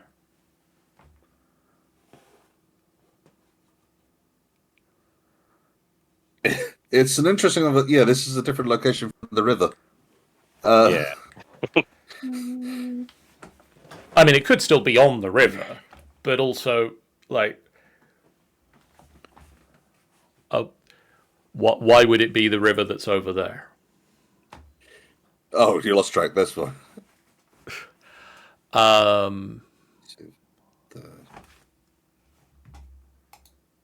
Sorry, what were you saying, Sian? That is a good question. I'm once again throwing in the very complicated thing to say. Rin? Yeah, I was about to suggest that as well. It's like The seed memory. Yeah, that makes sense. That's just good logic there. Yeah. As one word, Edharin? Or as two words? Yeah, Rin. You can throw it down as... I mean, it's written as 2 words, but you could always just keep it as 1 word. I think it would work just the same. Unless anyone has anything they'd like to say different. Smash it together! I think it works pretty well as 1 word. I think it works rather well as 1 word. It potentially has become 1 word over time. That's quite common for language. Like a nickname. Yeah. So elven works like German. Smash them together, add some more on, give it another smush, add some more. It's a dash of that and goblin, to be fair. Just throw it together and see what works. Yeah.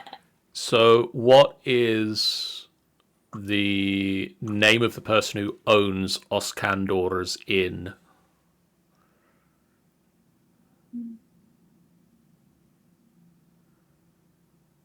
I feel that we need to have an oak theme to the people that live here, or at least the 2 important NPCs. So I'm going to put forward are whoever is in charge at the cathedral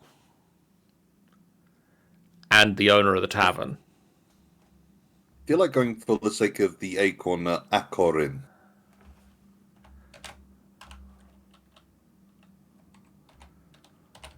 Mm-hmm. I feel an Akorin feels like a good one to sort of throw in him. Akorin. Akorin. I was just looking at the word cairn. Like the I'm stone... just Ken. Anywhere else I'd be a... like the stone memory. Yep. Akorin Cairn. That's nice.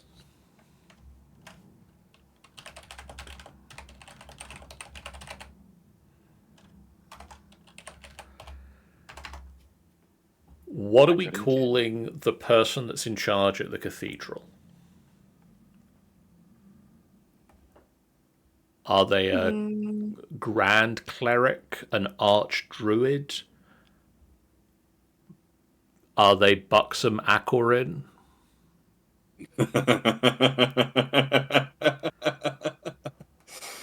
Oh,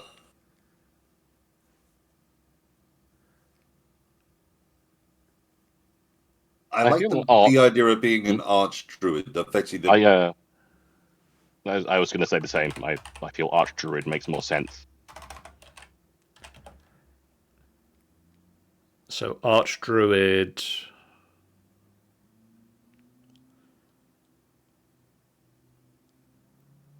Grand Poobah Doink. Of all this and that. all this and that, yeah. Fern Oaken Oath. I like Oaken Oath. I do like the Oaken Oath. Oaken Oath works perfect. can we go with Frond? Frond Frond. Oaken Oath. Like a fern Frond frond. Oaken Oath. I like the idea that he. I like the idea that he wears ferns as a symbol.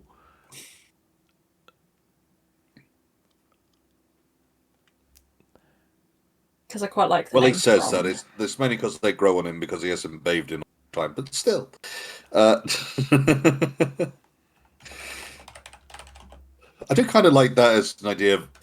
I don't know why. I see them in a cloak, which is literally undergrowth growing, and it's almost like he's wearing a sodden cloak of sorts, held together by the undergrowth. Like it wants to grow around him. It's something about the magic which he keeps like alive. He's wearing the forest floor. Pretty much.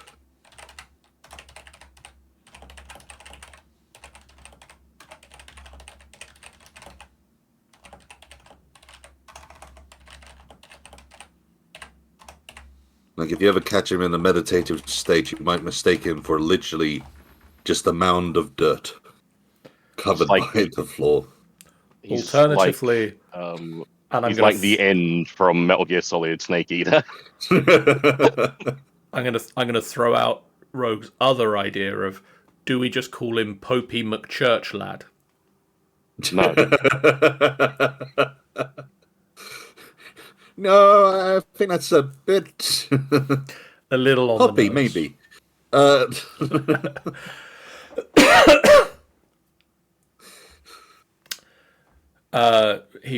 Rogue also then points out, don't elves have hair for plants? Maybe it's like Seek's uncut hair mixed with dreadlocks that like goes into the cloak. When it comes down to it, they could have effectively blended together. But I just see this grandiose figure of sorts that just has this cloak of the ground, where it is literally of the ground. That they want to be as close as they can to the nature that they wrap themselves around with. I like it.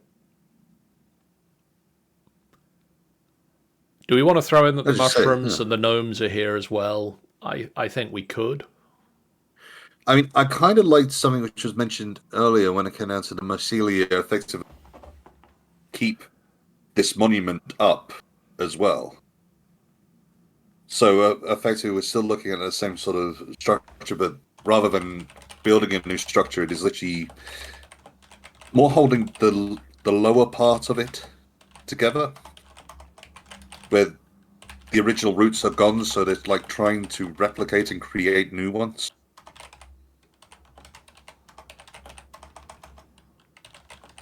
It would make sense in a way that if you've had the central tree decay out and you've just got the external, that there would be a mycelia and whatever involved with at least some of the breakdown.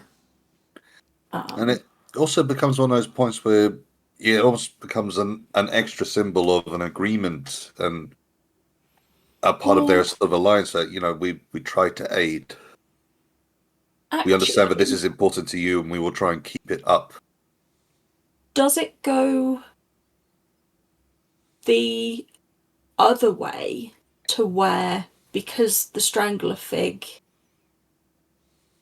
drew all of the power out of that tree to put it into the corrupt leader, is it that actually it's one of the few places in the forest where the gnomes no longer go?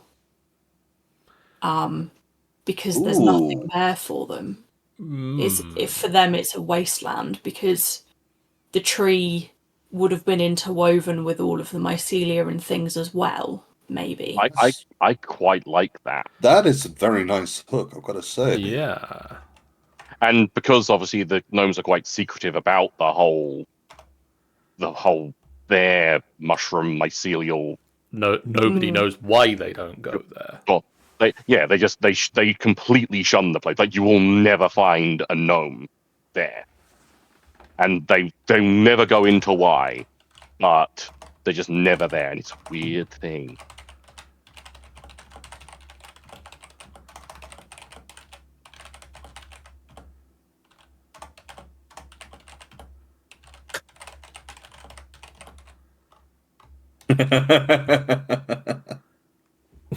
Just seeing that in the chat. You have opposing brain cells. You have been. Your connection has been sheared. Yep, the singular brain cell has left the building. Brain cell has been shunned. Who needs a brain cell?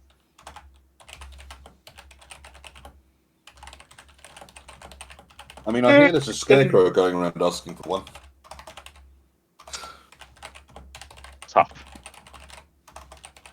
Tough, we're all scrabbling for it as well. Tough. Set fire to that scarecrow.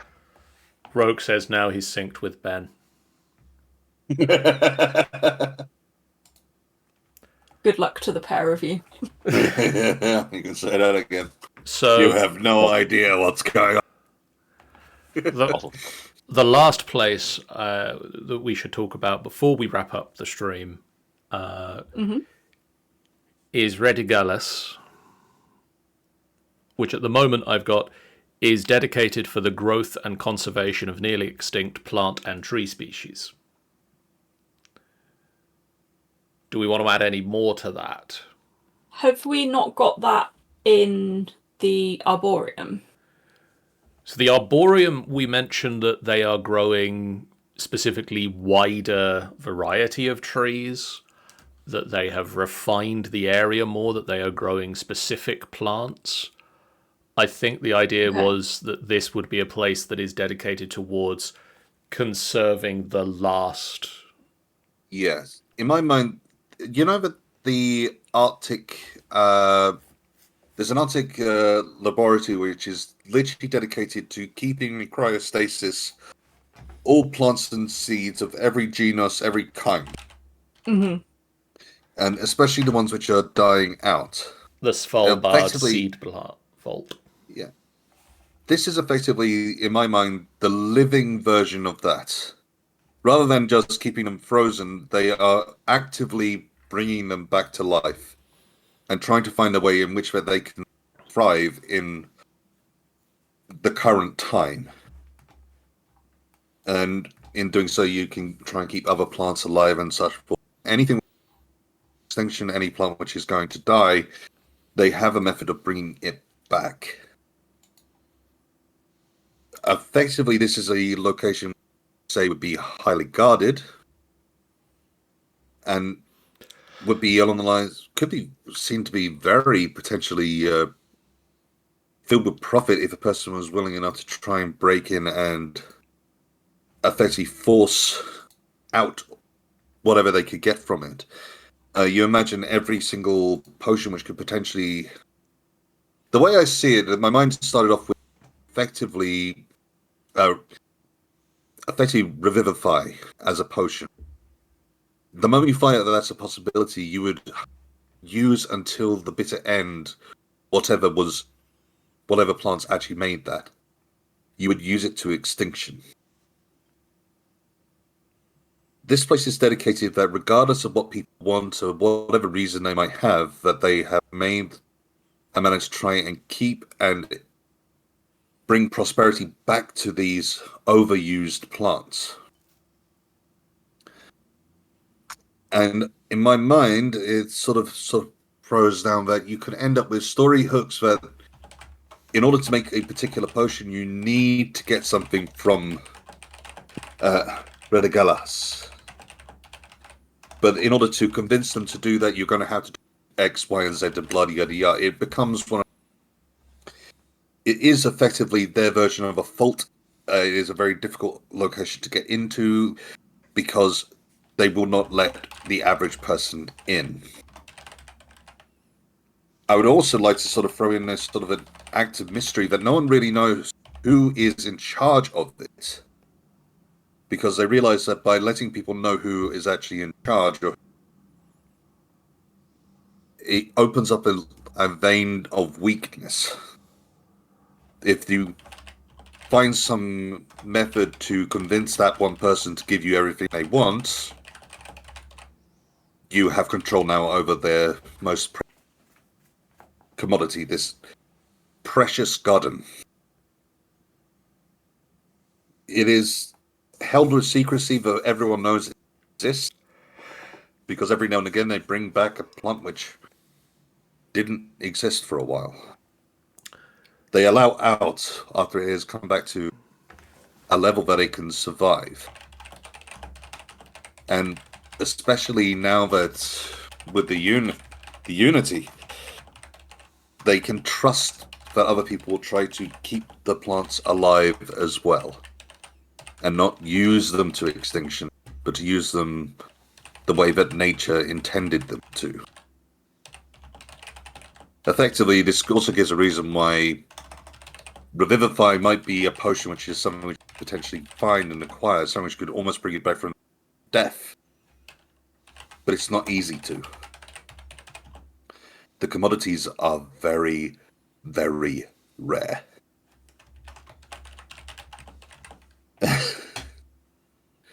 And I've just read Rogue's comment on the internet and remembers their own history. I was going to bring that up in a second. Contraceptive thistle. But yeah. I mean, depending on how you use it, a lot of thistles can be contraceptives. Oh God, yes, yes.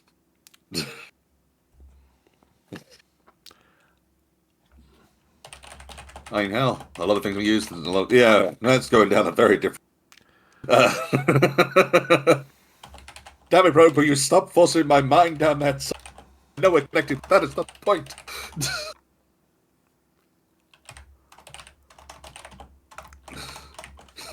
Not that page. Well, once again, that's not my name. It's Nathaniel. Yeah. What you do is you take the thistle and you shove it right. Oh.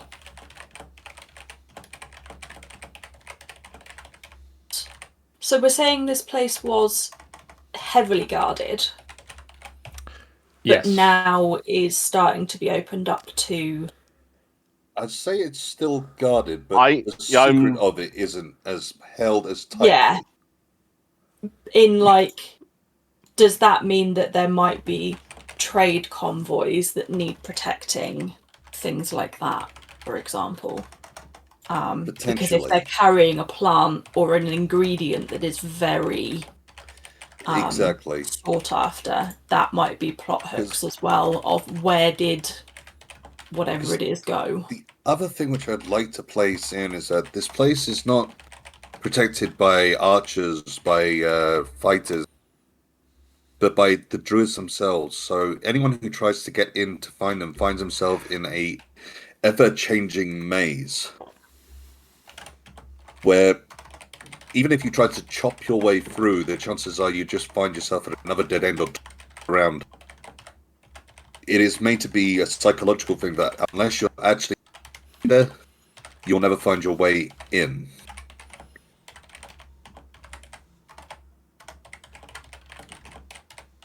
Yeah, that sounds pretty cool to me. Because once again, I'm thinking gameplay mechanics-wise, that could be quite an interesting. Yeah, but you walk into a location and after half an hour, and you don't know quite how, everything's got twisted around. But if you try to go in again, the same thing will happen over and again.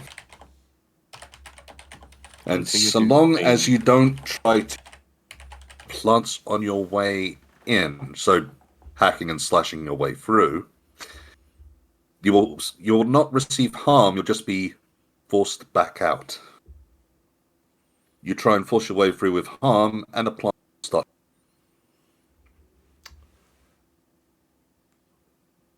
Effectively, a response for whatever action you might take. Yeah. Skips through firing blight every 5 minutes. So I think that's a good place to wrap up. I'm wondering if maybe next time when we do this again in like 3 weeks' time, because we're a little late doing this Tamrinor Council session, we do the Ravenstone Marshes and we talk about some of the places that we've got there. Cool. Because as I say, we've got slightly more there at the moment than we do for Taur Galade. But we could always do with more. Also then. And then I think we need to potentially look at getting... We need to do the Adventure Hook homework again at some point.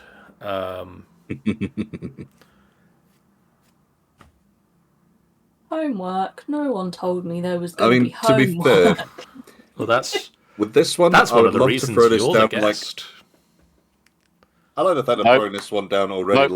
Sean's now official member of the council. Homework is now theirs. I'd love to throw this one down as a roguish heist kind of style adventure hook of. I mean, I think that some of you them can't write get into. themselves. This one is basically the moment we've thrown in the maze. No, that needs to be seen. In which case, as an adventure. Mm-hmm. Someone wants one of the flowers. They're not selling it. I mean, there's basically, as we've said, there's 2 adventure hooks for this place. One is you have to break in when they don't want you to. The other is you have to protect the people that are leaving with things that should be going out, exactly, but are very rare. Exactly. So you've definitely got the sort of 2 adventure hooks there of those 2. Other places harder to write adventure. John, I've already done my homework. And now we catch up, Sean. Now we need to give this location to Sean to write the adventure hooks for, and he's done his Yep, homework. This is my place. So isn't it great that I've got 2 adventure hooks that I've already done? Anyway, for now, it is time for me to say thank you guys so much for watching. If you haven't done so already, please do hit the follow button. It's a really great way for you guys to know we go live, a completely free way that you can support us on the channel. It really does mean a lot to us. We have a Discord you can join to chat with us about the games we're playing and the things that we're doing. There is space on there for you to give us ideas about places and things for Tamrinor, and we will either address it in streams or put it in the book directly or answer questions about stuff that you might have questions for. We have a YouTube channel that you can go to catch up on all the previous things that we have done, and I'm working to get through the backlog of things that I need to schedule on there over the weekend. We also have another thing. What's the other thing we have? It's a website. That's the thing we have. I should know that one. I made it. True. finalbossfight.co.uk is our website. You can go there. You can find links to the Discord and the YouTube and all the other stuff we do. Written content, audio, photos, videos. The shop is there where you can buy your PDF of this book. I still need to remember to actually put up for sale the typeface that Sian has made for us. I needed to do that at the start of this month. I really want to get that. It's coming probably in the next day or so. What else is there for me to say at this point? That's it. Those are the things that we say at the end of streams. So it's time to show the streams that are coming up for the rest of this week. I have English language, don't worry. No, you don't. Tomorrow night, it is Dungeon of the Mad Mage, where the group are going to be making their way through Muriel's Gauntlet some more, trying to find the origin of the mysterious drow propaganda that they may have worked out is possibly related to the drows that they are currently fighting that are mounted on the backs of giant lizards. If not, they may put 2 and 2 together later. Wait a second. They'll never figure it out. On Monday, Sean is running Wild Sea. Yes, I am. The crew have survived the fall of Gogar's retreat and are now racing across the sea to try to warn another settlement of Kadrath's incoming. On Tuesday, I'm continuing the party at the Empress's home, the palace, the Winter Palace, I think we're at. We've found some assassins, and those are bad, so we're going to try and deal with those. And then Wednesday, it is Minecraft, Interrupt. where we're going to start possibly doing some fetch quests for Ben. Yeah. But I also, will start making you charms. Also, I might start working on getting us antimatter, because that sounds like fun. So who's antimatter? We can turn polonium into very small amounts of antimatter, and then with the antimatter we can make other things, including, I think, we can make dragon eggs. Not that anybody would be interested in that, of course. No, I want to be interested in that. I mean, to be fair, we can make dragon eggs now. We've already done that. Yeah, but we can make dragon eggs in other ways. I mean, there are other things that we can. There are other things we can do with the antimatter as well. We can. I have been more and more tempted. We can Excessive amounts of dragon eggs and just putting as many as I can around. Never mind. We can make dragon eggs with science. Speculative science. The best kind of science. No, we don't make the dragon eggs from plutonium, Rogue. We make them from antimatter and chicken eggs. And an antiprotonic nucleo something or other. But anyway, that's all the time that we have for this time. It's time for you to talk about other times. And those are the other times. Fit it. Those are the other times. But now it is time for us to send you to somebody else who is currently the other times. And then you can come back to us later for future times with us. Let us send you to someone we don't normally get a chance to send you over to. Who's that, John? It is the Variety Defense Force, who are currently doing a 24-hour charity stream. And they're playing Drawful. Well, send our melon farmers to their melon farms. I will, because I just said I would. Go give the And if you didn't now, you'd be a liar. A dirty liar. Go give the Variety Defense Force, or the VDF, your love. We'll see you guys again real soon. For now, so long. Bye, guys. Bye. Goodbye. Goodbye. Farewell. Good friends, goodbye. Goodbye.